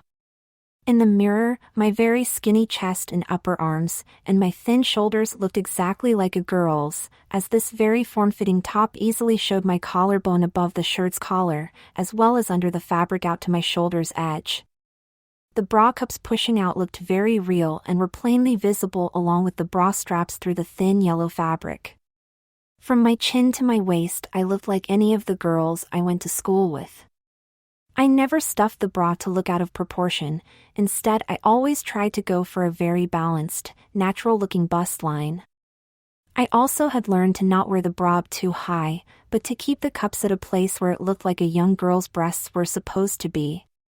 My hair was now grown out into a thick blonde shag cut, with bangs straight down on my forehead and parted down the middle with wavy hair hanging to just a half-inch above my shoulders in front, and maybe 2 past my back collar. I can remember it like it was yesterday. All I had to do was push this dark brown suede hairband just behind the fronts of my ears and then pull it back starting above my eyes on my forehead and going back to my hairline. The little plastic teeth inside the hairband pulled my bangs up and back, and when I stopped about 2 inches back on my part, the bangs were curled back over and the hair on the side of my head went back in behind my ears and looked exactly like the most average girl's hairstyle. My older sister had left behind several pairs of very stylish screw-on earrings, so I had all kinds of sterling or gold dangling jewelry from my ears. I would then put on some pink lip gloss, no blush, my cheeks were always flush pink, some pale blue eyeshadow, and then brush up my already long eyelashes very dark with mascara. In less than 5 minutes I had the everyday normal look of any teenage girl, no wig, and no overdone too much makeup face. Just an average look that I knew could blend in anywhere if there was a way to work up the nerve to try going out. But that never seemed to be an option, as my blue-collar town in the mid-1970s would make no allowances for a guy walking around town dressed like a girl. If found out, it would automatically be assumed I was gay, which I knew I was not, and we'll just say that my neighborhood was not into tolerance or alternative forms of expression. It would be beat you up first and then ask questions later. But in the safety of my house when my parents and my younger sister were 2 hours away for an entire Saturday, I would just look at myself in the mirror for 10 to 15 minutes at a time, just amazed at how quickly and easily a 16-year-old guy could take on the near-perfect look of a 16-year-old girl. That made me start to wonder just how fine was the line between acting like a guy and acting like a girl. It was obviously all about appearances, clothes, hair, nails, face, breasts/bra, bare legs, and mannerisms, walking, sitting, hands on hips. Stereotypes that society had decided were for girls. Sometimes I wore just some high-waisted bell-bottom jeans and clog sandals, and then did my nails in a bright pink polish. The look was pretty good. But I always wanted to go for the most feminine look I could come up with. So with the yellow top, I would put on a narrow-cut cotton tan skirt that went about 3 inches above my knee, and wear dark suntan pantyhose with basic brown flats that had a strap around the back of the ankle. And as had become part of my regular routine, I wore satin panties under the pantyhose, and a short pink half-slip with a 2-inch lace hem under the skirt. In the full-length mirror in my mom's room, I would check myself out side to side, over my shoulder, bend my knees, put one hand on my hip, and just marvel at the visual image that looked back at me. The more I looked, the more convinced I was that there'd be no way for anyone to think I was a guy if I went out and walked around. The thin face and clear skin was that of an average teenage girl. The hair was not a wig and just blended in perfectly. The earrings dangled down and went well with a few rings and several bangles/bracelets on one wrist. The yellow top covered my skinny arms down to my wrists, and the bra showed completely through both in the front, and for all to see across my back when I turned and looked over my shoulder in the mirror. I had skipped the girl costume for Halloween the last 3 years, in 8th, 9th and 10th grade, since my fun evening at the youth hall in 1971, the year I wore the blue pleated skirt, white blouse, and white patent leather shoes. I had dated lots of different girls and always ended up paired off with someone when I went to birthday parties or dances at the high school. At the beginning of 11th grade, I started to say things like, "I am absolutely through with the dressing up," and that would last for 4 to 5 weeks sometimes, and then I'd have an incredible opportunity open up to be home alone for a Friday night and all day Saturday till evening. I'd be watching television or listening to music and then suddenly start thinking how nice it would be to have on a pretty dress or skirt and all the accessories. And no matter how much I tried to pass on the thought, I would find myself downstairs in the basement opening the steamer trunks and looking through the garment bags. 10 minutes later, I was completely dressed as a girl for the rest of the night or most of the day. It was so incredibly relaxing to just sit on the couch and cross my legs and watch television or read a magazine and listen to music. Walking through the house in heels and pantyhose in a skirt or dress was just plain fun. So after getting in 8 hours or more, I would neatly put everything back in the basement and wonder if I was ever going to completely stop dressing. I always questioned myself, why does it feel so natural and why do I feel so good when I dress? I'm sure to others it would be strange for a guy to want to change his appearance to a girl. I mean, it seems to make no sense. And so many guys I knew and hung out with had nothing feminine about them, so why was I the one doing this?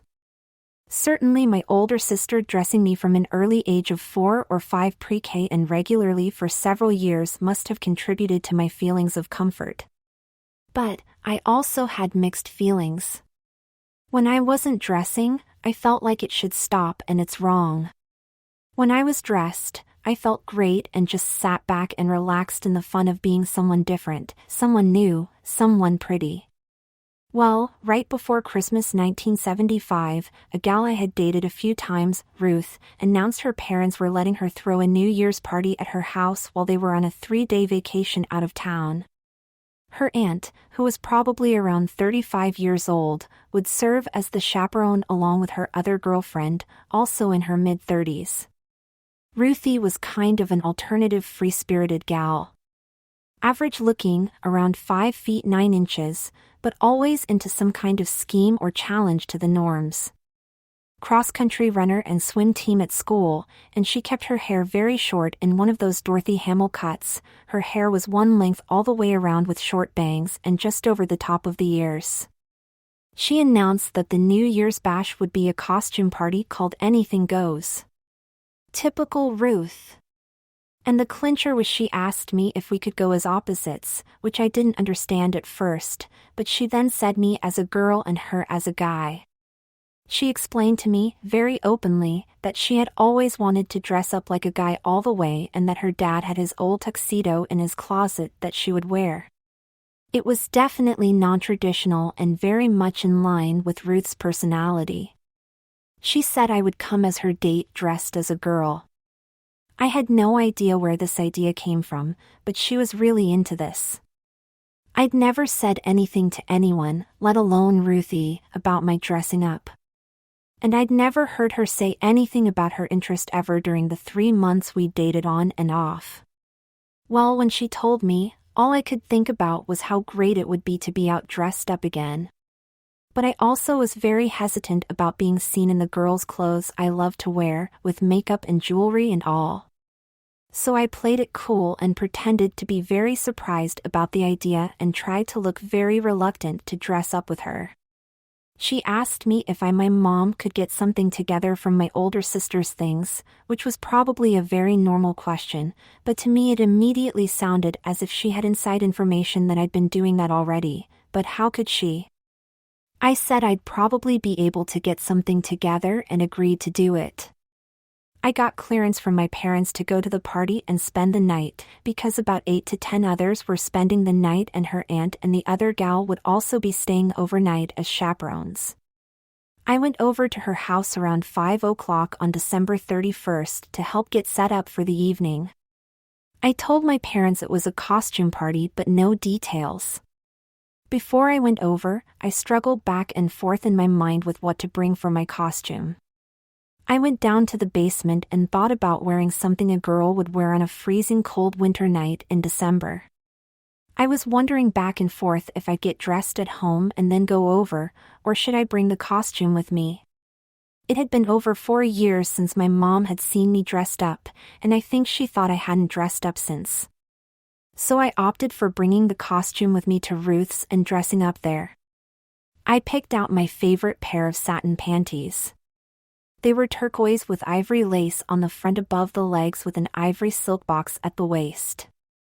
I also picked out the white flower-embroidered opaque tights my mom had received from the lady next door about 5 years ago, and had never worn once. I also grabbed a white long-sleeved cotton turtleneck sweater, a nice stretch bra, probably my sister's from junior-senior year in high school around 36B, a white satin full slip, and a maroon corduroy jumper. I finished up by choosing the basic black patent leather pumps with a 1 to 2 inch heel. I put these things in a large brown bag from the supermarket along with a white plastic hairband, several bracelets and rings, and a pair of screw-on earrings. My dad gave me a ride over to Ruthie's house and I was very conscious of the contents of the bag on my lap as I sat silently in the front seat with him on the way over. I believe he knew nothing from my mom about my years of dressing, and if he did, he probably learned it years after the fact and wrote it off to when I was a little kid of 4 or 5 years old playing with my older sister. We said nothing all the way over, only that I needed to get a ride home tomorrow. He dropped me off and I went in the house. Ruth answered the door and she was already wearing her dad's deep navy blue tuxedo. Her hair was slicked down flat with Brylcreem and parted on the side in a very basic middle-aged guy's style. She had on hairy black mustache, not very realistic, but it looked okay, and some classic horn-rimmed Clark Kent glasses. The tux had dark satin lapels and a dark satin stripe down the side of the pants. She had on what I guess were her dad's basic black wingtips and black socks. The tux shirt had ruffles on the wrists and down the front from the collar, and it was tucked into a dark velvet cummerbund. The look was finished off with black suspenders and a dark velvet bow tie. It really was a cool-looking costume and she looked great. She had somehow flattened out her chest as there was no sign of her bust showing through. She gave me a hug and a kiss and was overly anxious to see what I had brought for my costume. I said I thought it was too early to get dressed up because people weren't coming over until 9 p.m. So I put the brown bag down next to the couch and said I'd get dressed later on. Her aunt was already wearing what was probably an old formal dinner gown from 15 years ago. It was silver and covered in sequins, full length, sleeveless on top with a matching mini jacket. It was very tacky gaudy, and she explained that it was from a wedding she'd been in after her high school years.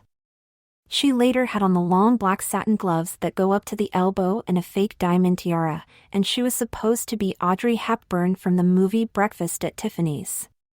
She asked me about my girl's costume, and I played it very low-key and said it was down in the bag next to the couch and I'd get dressed just before people came at 9 o'clock. For the next hour or so, Ruth and I and her aunt and her friend blew up balloons and strung up crepe paper and got food into bowls and made punch and all. By 7 o'clock or so we were pretty much done with the bulk of the party prep when Ruth got very jumpy and said that it was now time for me to get into my costume. I backed off, but her aunt agreed with her and started prodding me along. Right around this time her aunt's friend, Julie I think was her name, arrived. She came in from the cold night air and had a few bags with her. She said she would be dressing as Santa Claus. She had the full red suit and cap, black boots, and classic white cotton beard.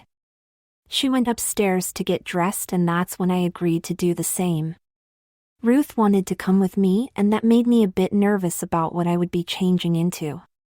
I brought the bag up to her mom and dad's bedroom. Julie was dressing in the other bedroom that Ruth shared with her sister Brenda. As I opened the bag to pull things out, I decided right there that I would not wear the panties, bra, and slip, just the turtleneck, tights, and jumper. It's like I got really self-conscious about what I would say and all in front of her. So I would keep my own boxers on underneath. I got everything out and carefully left the panties, bra, and slip in the bag and rolled it down as if it was empty. Ruth looked over the tights and the sweater and jumper, the hairband and the jewelry, and said that it looked pretty good for a costume. I explained it was some old stuff from my sister's closet. I asked that she turn around while I undressed down to my boxers and pulled on the tights over them.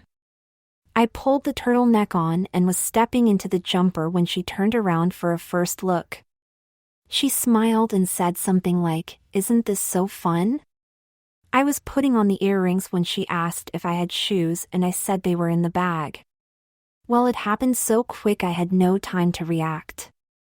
Ruthie scooped up the bag and was opening it to get the shoes, just as I was thinking about the lingerie I'd left in the bag, when she stopped cold looking in the bag, reached in and pulled out the bra, slip, and panties in one hand and looked at me, said, "So what are these for?"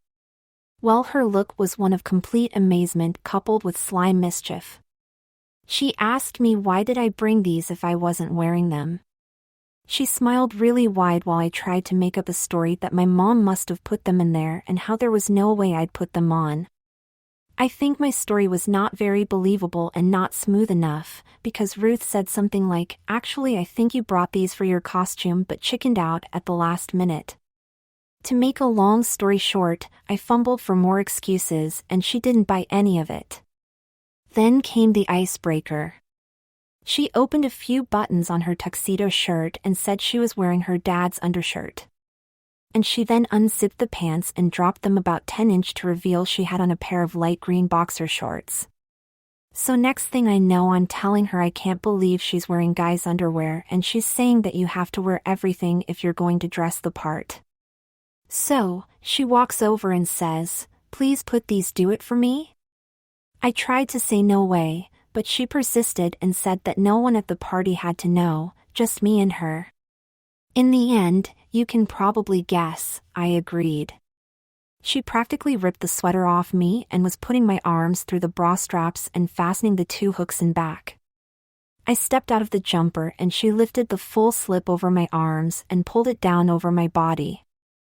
I was still wearing the tights over my boxers when she held the panties my way and said, "Come on, if I can wear boxers you can wear these under your tights." She turned around and I got out of the tights and boxers, then pulled on the blue satin panties and then put the tights back on. When she turned around, she smoothed the slip over my thighs and asked what I would put in the bra. I rolled up one of my socks in each side and then stepped into the black-heeled patent leather shoes. She helped me into the turtleneck again and then slid the maroon jumper up and buttoned the shoulder straps to the bib in front. I remember that she just grabbed the jumper and pulled it up above my waist and pulled the turtleneck down around my hips while she smoothed the slip again. Then she pulled the jumper back down and said I looked incredible. She was so into this it was a little bit scary. Ruth asked me about makeup and I said I didn't need any and that I'd just wear a hairband on my hair and be done. She said no way and then took me into the bathroom and did eyeshadow, eyeliner, mascara, blush, and lipstick, and she was very good at it. Once my earrings were screwed on and the silver chain and bracelets and rings were in place, she insisted that she paint my nails. And she did. And it was a bright Christmas season red polish. While I sat at the end of her parents' bed waiting for the nails to dry, she brushed my hair, did some hairspray, and set the white hairband in place. Just then Julie walked in wearing the Santa costume and said something like, "Wow, that's some costume." We both stood up quickly. Ruth grabbed my hand and had me take her arm, like a girl would do to an escort, and she said, "So Julie, how do I and my date look?" After laughs and smiles and lots of comments about how we looked, we went downstairs to the kitchen to see Ruth's aunt. She took one look at me and got very weird, saying things like, My, what have we here? Look at the pretty young lady and stuff like that. She was really into it and grabbed her camera and said, "Let's get some pictures of the two of you."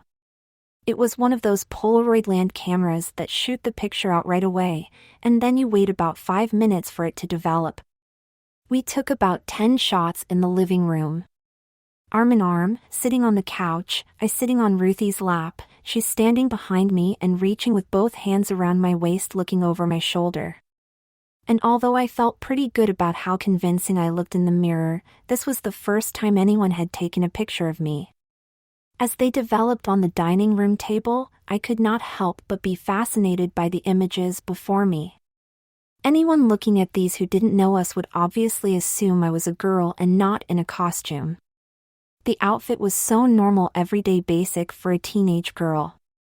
The shot of me on Ruth's lap on a dining room chair showed me as a slender girl, curly blonde hair, great makeup and pretty eyes, bright red nails, legs crossed with white flowered tights and basic black shoes, with a nice matching white sweater under a cute jumper.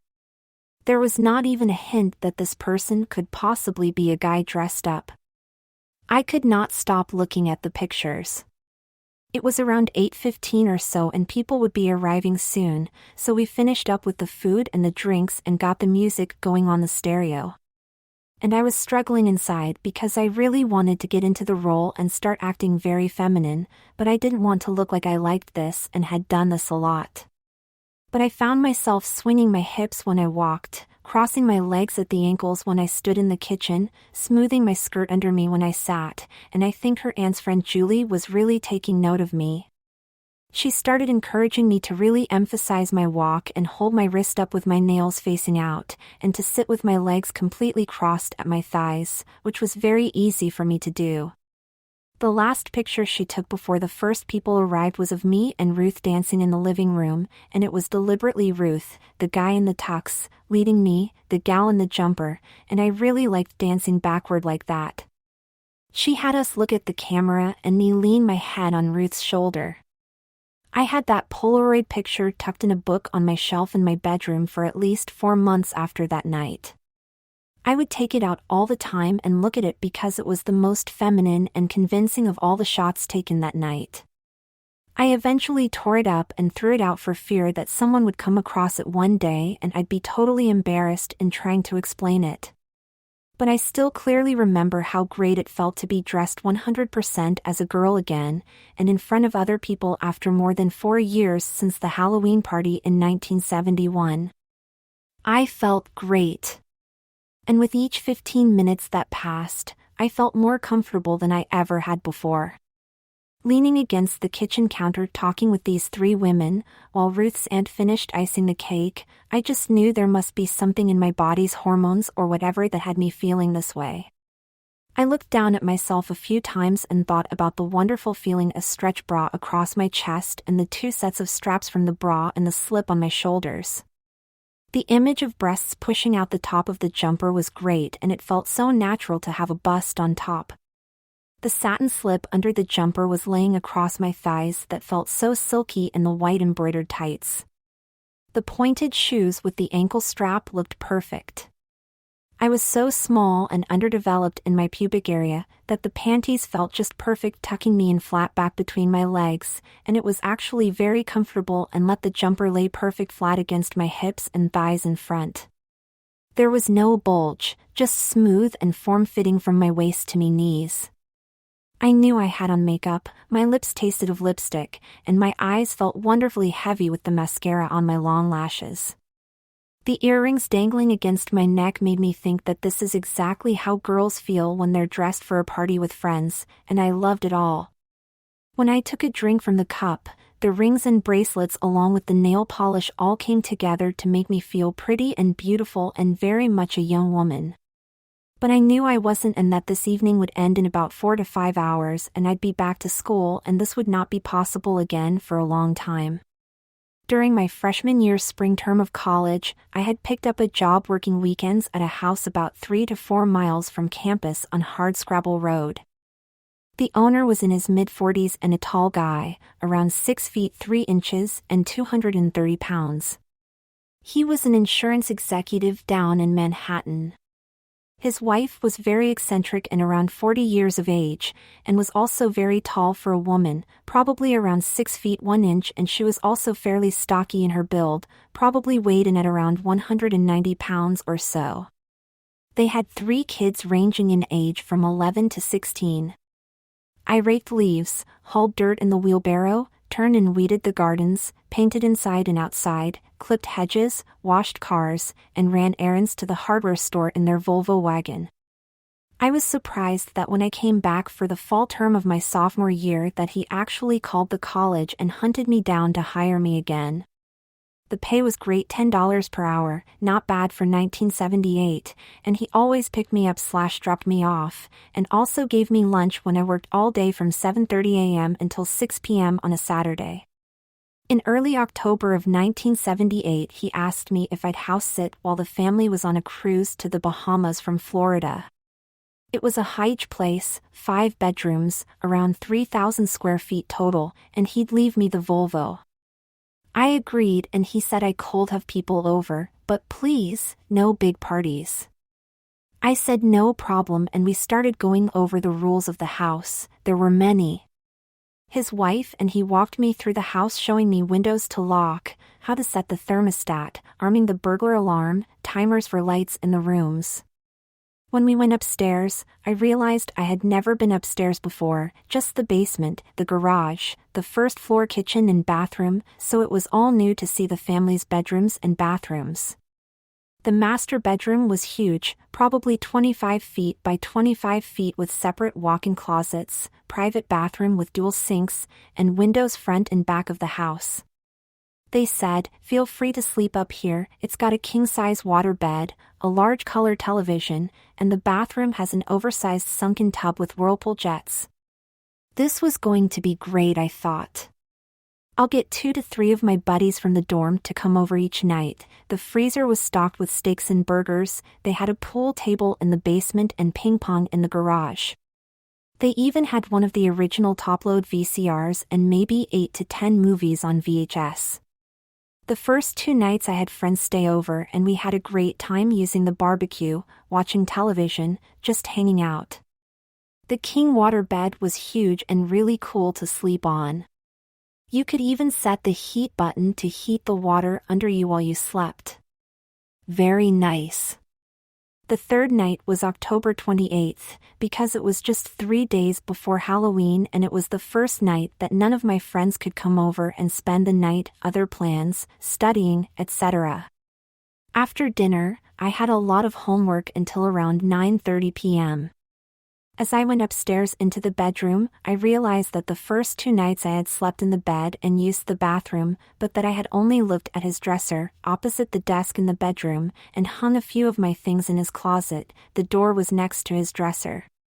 But with my friends over watching TV in the bedroom with me and all, I really hadn't done any exploring, being nosy, around their bedroom stuff. His wife's walk-in closet was opposite a couch at the front window, and it dawned on me that I hadn't looked in there yet. Well, I opened the door and noticed that a light clicked on automatically as the door opened. The closet was the biggest I'd ever seen. On the left was a tall and narrow chest of drawers, probably 8 drawers, and to the right of that was a long hanger pole with nothing but clothes for about 8 feet. On the opposite wall was a low dresser, 3 drawers, and another hanger pole with 8 feet of clothing hung up. Underneath both hangers were probably 20 to 25 pairs of shoes, and a red velvet armchair was under the small window at the end of the closet. Yes, the closet had its own round window.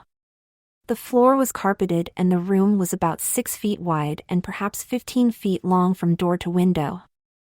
I started with the tall chest on the left. The top drawer had a few pairs of panties, maybe 4 pairs. I assumed she had everything else packed for the cruise. The second drawer had 3 bras.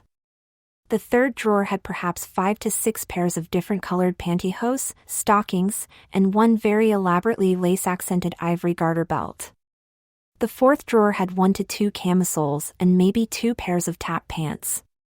The fifth drawer had 1 light pink stretchy lycra girdle and a bright white one-piece bra girdle shapewear thing, stuff like you saw 40-year-old women modeling in the Sears catalog in the 1970s. The fifth drawer had some knee socks and other socks. The sixth drawer had hair clips and barrettes and such. The next drawer had a few tubes of lotion and bath salts and hand cream. The bottom drawer had paper and pens and candles and ribbons and some photos. As I looked through each drawer, I realized that the drawers were sparsely filled. Each drawer looked about 2/3 RDS empty, because she had packed most of her stuff for the vacation. But I also noticed right away that this lingerie that was there was all the very high-end top-of-the-line stuff. The satin and lace panties were the nicest stuff I'd ever seen, different colors, 1 bikini and 2 briefs, 1 tan pair trimmed in black lace with an open crotch and bows on the waist. Wow! 1 bra had padded cups, wide straps, and a wide back with 4 hooks. She was probably a 36B/C. 1 was black and a soft cup of just lace. The other was pale ivory with a half lace and half satin cup, just 1 hook in back. The clothes hanger next to that chest of drawers was pretty filled with sweaters and shirts and pants neatly folded. I turned around and opened the other low dresser on the other wall. The top drawer was probably 4 to 5 half slips and full slips with an open package of maxi pads on the right. The second drawer had 1 pair of long-sleeved and long-leg silk pajamas with lace on the cuffs and sleeves, and there was also 1 long sleeping gown in white satin with a full lace bodice and spaghetti straps. The bottom drawer had 1 full-piece bathing suit and all kinds of open makeup containers. The slips and sleepwear were also very high-end stuff, probably from Macy's and Bloomingdale's, not JCPenney and Sears. Pastel satins and silks, lace trim everywhere. There was 1 matching camisole and half slip I was immediately drawn to. They were so incredibly beautiful. Both were a very pale pink silk, real silk, with antique ivory overlaid lace trim all over the hem and the top of the bust going around to the back as well, with thick rolled satin spaghetti straps. The clothes on the right hanger were all dresses and skirts and various types of blouses, business suits, and a couple of fancy evening gowns. This room was unreal. Here I was at around 9:30 p.m., in a house all by myself, locked up with the alarm on in a very nice neighborhood. And right next to the bedroom was an incredible cache of women's clothes. I thought about how I hadn't dressed really up as a girl all that much since the summer before freshman year, summer 1977. At school in freshman year I had dressed once or twice very quickly when I was home on break and no one was home for a few hours at my parents' house. I closed the door, brushed my teeth, and got ready for bed, trying so hard to put the thoughts of dressing in her clothes completely out of my mind. I shut off the light and got in the bed and laid there looking at the ceiling, then looked over at the closet door. It was no use. After about 15 minutes I sat up, closed both sets of curtains on the windows down tight, and opened the closet door. The temptation was too much to handle. I walked into the closet and sat on the dressing chair under the window and started imagining that I was the wife in the house, getting up early in the morning while it was still dark to get dressed for my busy day at the office. I gave in to the complete fantasy mode. I undressed down to my skin and was opening the first drawer when I decided I was going to go all the way with this indulgence. I was now 19 years old and had since gone through puberty and had very hairy, although very blonde, legs. No chest hair but solid growth around my chin and under my nose, cheeks were still pretty smooth, and had very hairy underarms. I wanted to shave my legs and underarms and then do skin creams and wash my hair and do nail polish first, but knew I'd have to deal with explaining smooth legs and underarms to my roommates and teammates at school. But I was so caught up, I didn't think it through or even care. I turned on the shower and lathered my legs with shave cream and underarms and shaved everything super smooth. I think I went through 3 of her razors. I shaved my face super clean and washed and conditioned my hair with the wife's old faithful bottle of Clairol herbal essence, the green shampoo, and strawberry conditioner. I toweled down and headed for the closet. It was now around 10:30 p.m., but I didn't care. I had decided to put on a complete outfit from the skin out, of these wonderfully soft and beautiful feminine clothes. I was so excited heading back into the closet. I was naked and feeling some of the same pleasures and joy inside I had when I used to go down to the basement and check out my mom's stash of old clothes. I rubbed skin lotion all over legs and arms and chest and face. I brushed my hair straight back, parted it in the middle, and combed it straight down on the sides. It completely covered my ears and went to about 2 inches below my shoulders and back. I searched the medicine cabinet and found several bottles of nail polish. I went with a very deep maroon, with only a hint of red. While I sat on the bed waiting for the nails to dry, it was a complete adrenaline rush of anticipation, thinking about getting totally dressed again. But this stuff was not my sister's or my mom's old clothes. This stuff was new and very contemporary. When the polish was dry to the touch, I walked over to the closet and decided I was going to simply indulge myself. I opened the door and went to the chest of drawers. I opened the top drawer and picked up a pair of yellow stretch lace nylon panties and pulled these on. They were high-waisted and had a tummy stretch panel in front. My legs were hairless and I had rubbed them down with Jergens body lotion. I went to the next drawer and selected the white satin bra with the half-in-half cups and 1 hook in back. I put some rolled-up socks in each cup and felt so good in panties and bra with freshly shaven, cleaned, and scented skin. This lingerie was so beautiful and must have been very expensive, and it felt so good to wear it. When I looked around I saw that the back of the door had a full-length mirror, so I pulled the door closed and admired myself in white bra and yellow high-waisted panties. Then I got a thought about the maxi pads in the one drawer I had seen earlier and was quickly taking one from the large box. They didn't have adhesive strips back then but were pinned to a small elastic waist strap. It was there next to the box. I had never done this before, but I was feeling so womanly I wanted to do everything a woman would do. I lowered my panties to my mid-thighs and pulled the elastic belt around my waist and had the wide elastic strap between my legs and between my butt. I safety pinned the ends of the pad to the strap and tucked my genitals back between my legs with the pad pressing on top. Then I pulled the stretchy panties back on and everything got tucked way back between my crotch and flat back between my legs. The strap was like a thing inside my butt and felt really good. Everything was very tight-fitting and from the side and front view I had no evidence of anything but the maxi pad impression showing through the panties and I looked so much like a female's hips and thighs, I wanted to just keep going further with this. I then went straight for that lovely pink camisole and matching half-slip set and slid the top over my shoulders and stepped into the slip and pulled the elastic up to my waist. Phew! This stuff was so light and real silk and very airy and felt just wonderful on my skin. I twirled in the mirror admiring myself. Everything fit great. I was around 6 feet 2 inches and 175 pounds and she was probably a size 12 to 14 in everything. I was an athlete and had only a 30-inch waist, and she was a bit stocky, so her Levi's pants on the rack were 32 waist, and I knew then that all her lingerie and pants and skirts and dresses would all probably fit me. I passed on the garter belt for now and simply went with a pair of dark tan pantyhose tights. I remembered that she was a tall woman and well-built, but I never thought of her as very attractive and certainly not overly feminine looking in her overalls and big sweatshirts.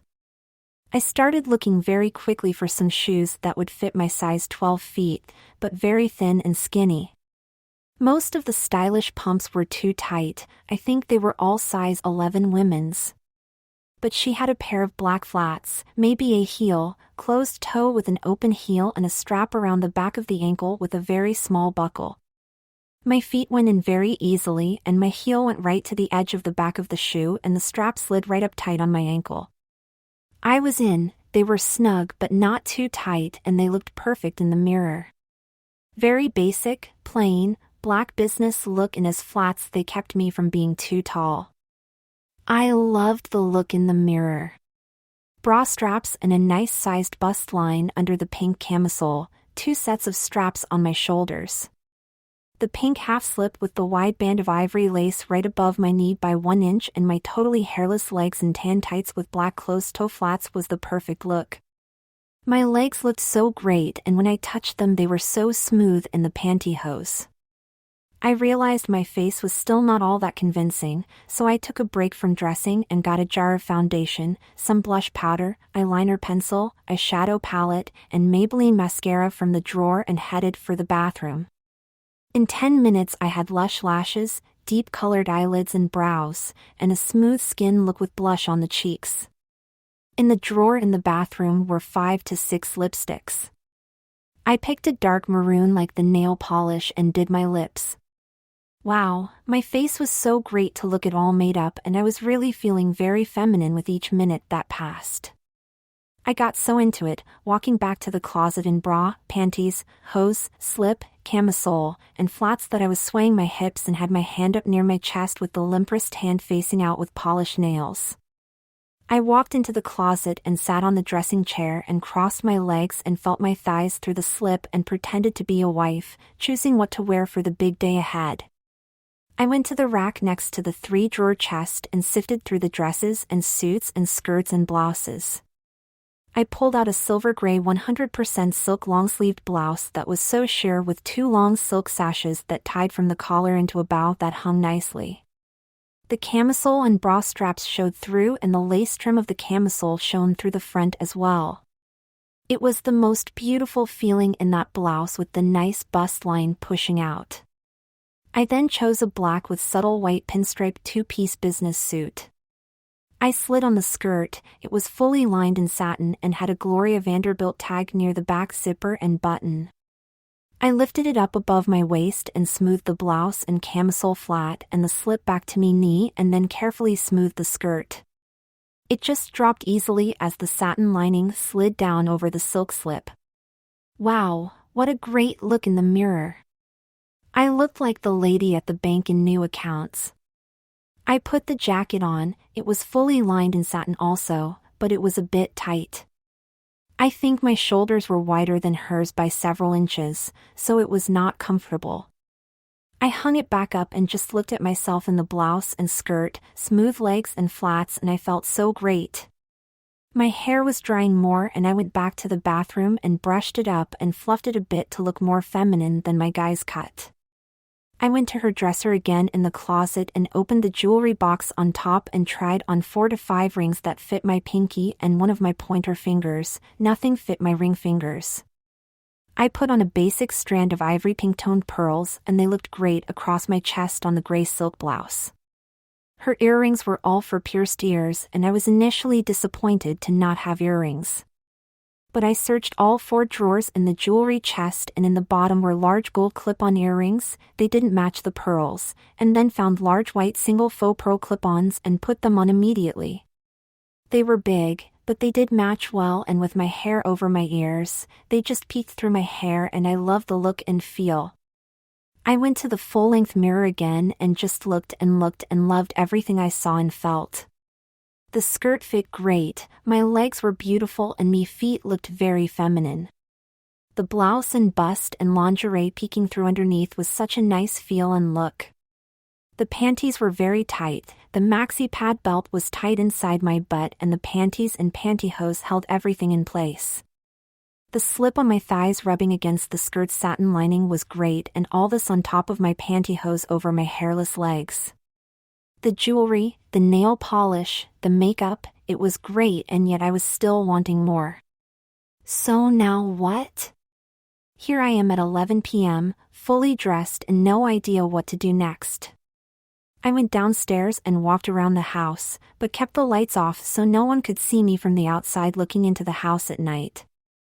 I sat in the living room on every chair, then went into the kitchen and dining room, and then was still wondering what to do next. I went to the front hall closet and looked over her various coats and jackets. The long coats were too tight in the shoulders, like the suit jacket, and the sleeves were a bit short.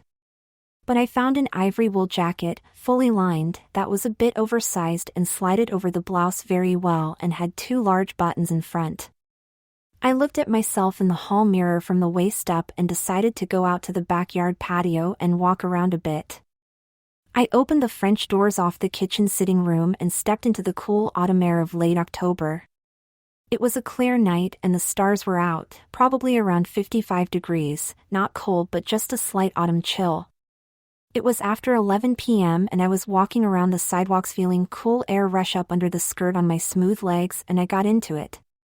I was walking very much overemphasizing my hips swinging, and then sat on the lawn furniture or leaned against the brick walls or pretended I was a wife at the close of a fancy party, talking with friends and getting ready to say good night.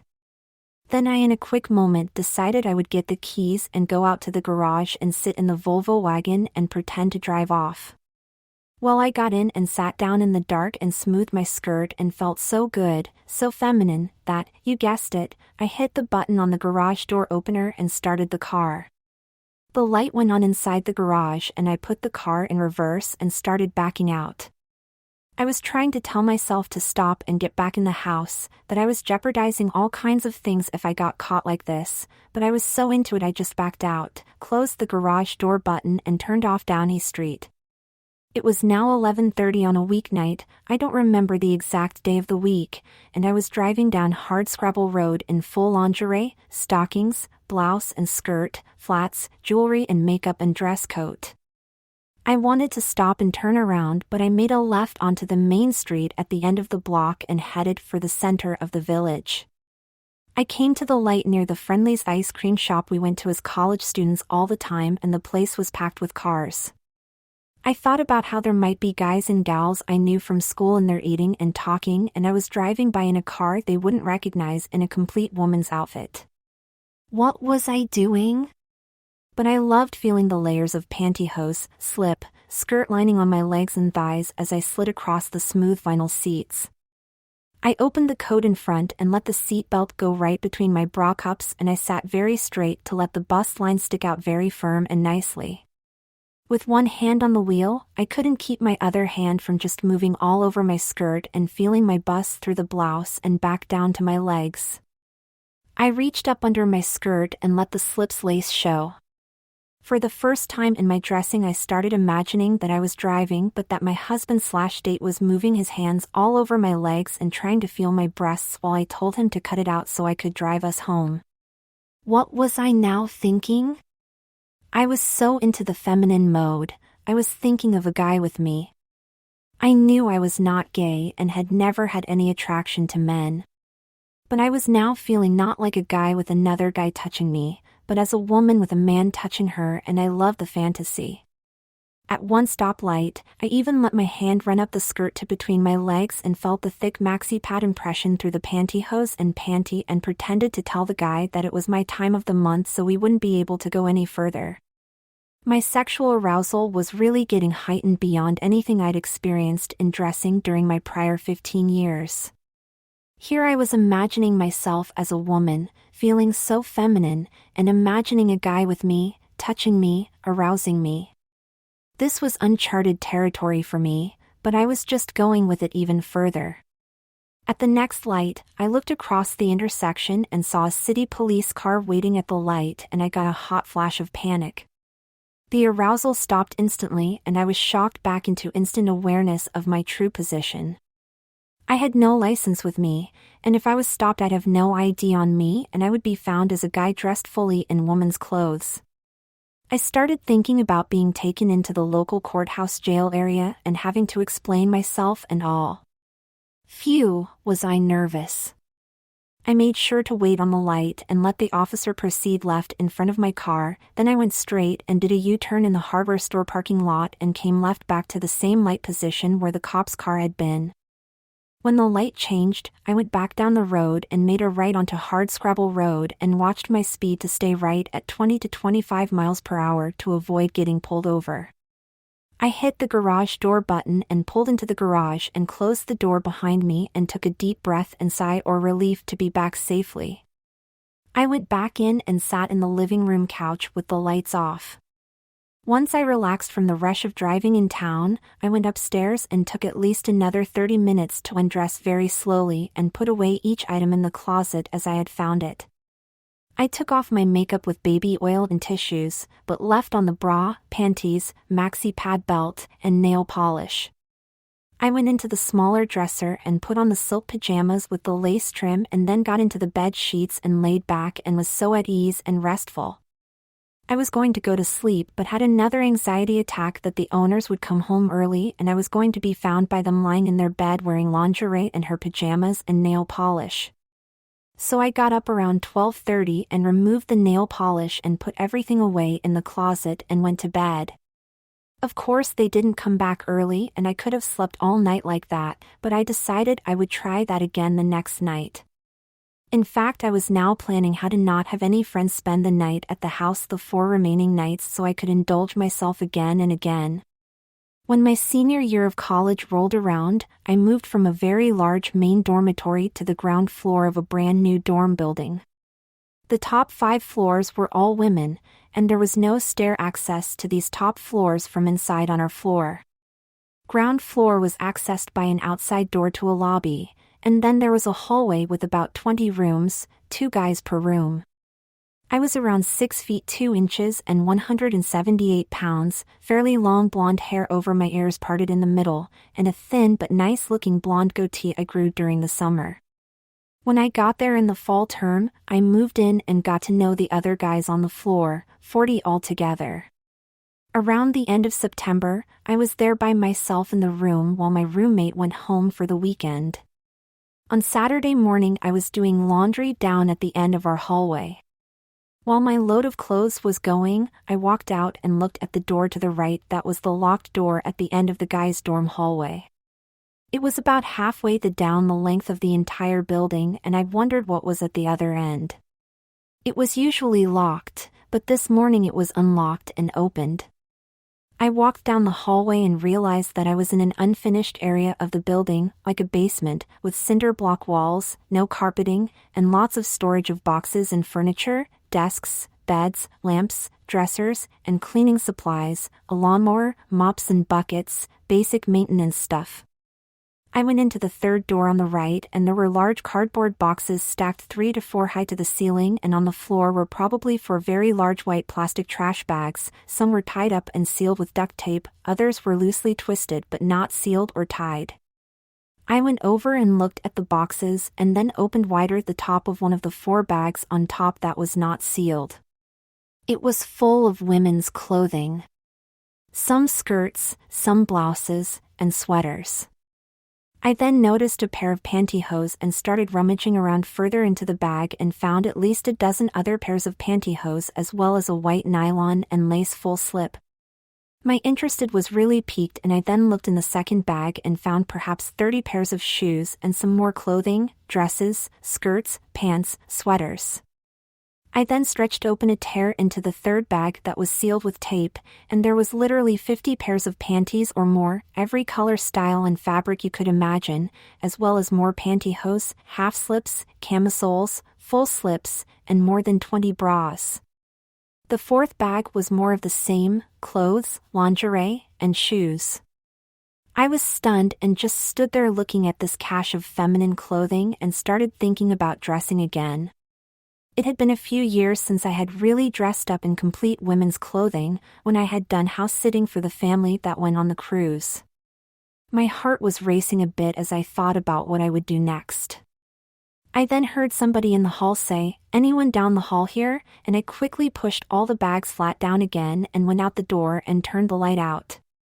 I walked back down toward our room and met a maintenance worker who said, "Can I help you with something?" and I quickly said I was just looking to store a few things down here. He went along with my story right away and said that would be fine, and that if there was any furniture I wanted to switch with my room I could help myself. I said I might take another floor lamp. He then said there are also some bookcases and chairs and linens and curtains stored in the boxes in the end room. I walked down with him and we went into the room I had just been in. He told me which boxes had what. As we neared the boxes, he bent over and pushed aside the white plastic bags of clothing and said something like, "One of these days we've got to get the ladies upstairs to come claim all the laundry they leave in their laundry rooms and in the dryers and in their rooms after they left for the summer break, or else just donate this stuff to the thrift store in town." Well, there it was. The explanation. This was clothing from the women on the 5 floors above us, left over from last spring term in the rooms and in the laundry areas. He then told me to be sure and turn the light off and shut the hall door when I'm finished trading any chairs and lamps. I said thanks and walked out with him as he headed past my room to the lobby. Wow. Just 40 feet down the hall from my room were 4 plastic bags full of women's clothing and my roommate was gone for the weekend. I could not resist the immediate temptation and headed back into the storage room and started looking more closely through the bags. A lot of the stuff was really very small sizes, little tiny size 2 and size 4 petite dresses and skirts for waists under 24 inches. Some of the panties were also very small, as were some bras, 30A and 32B and 30B sizes. Same with the sweaters and shoes, lots of shoes in women's sizes 5, 6, and 7. But I was determined to check it all out and see if there was anything that would fit me, 6 feet 2 inches and 178 pounds. The disappointment came when some of the nicest things were in really small sizes. But in about 15 minutes' time I was able to come up with 5 or 6 bras in the 36B and 38B and 38C sizes, 8 to 10 panties that would obviously fit. Then 4 to 5 queen-size pantyhose and 1 half slip with a very wide stretchy waist, 1 full slip that was actually for someone bigger than me, and a few skirts and dresses in the size December 14th, 16 range. I only found 2 pairs of shoes I thought would fit, navy blue flats, closed toe and heel in woman's size 12, and black closed toe with open-heeled sandals in woman's size 11. I found a few large blouses and sweaters and was done. That was it. This was all the stuff that would fit me and would match if I put them on together. I put everything over my arm, grabbed the 2 pairs of shoes and headed out the door. I then realized I needed something to cover these as I carried them, so I put them into my empty laundry bag while my stuff was put in the dryer. I went down to the room and shut, and locked, the door behind me. Phew! My heart was racing again. I closed the blinds on my window and laid the clothes out on the bed. I immediately stripped down to my skin and chose these hot electric magenta satin panties, very low right hip huggers, trimmed in black seams. I put on one of the 36B bras, light blue stretch lace with a lace soft cup. Wow, it felt great all over again, as usual to be in women's lingerie. I immediately sat on the bed and crossed my legs like a girl and started rolling up some tan pantyhose and slid them on and pulled the waist up high and tight against my lower chest. I slid my feet into the navy blue flats and was very happy to find that the leather was stretched out pretty well and my feet went in nice and snug but still comfortable. I then put on the large size full slip. It was a copper tan colored nylon with lace cups and matching lace on the hem. It fit loosely over my shoulders and I adjusted the straps to sit closer to the bar cups.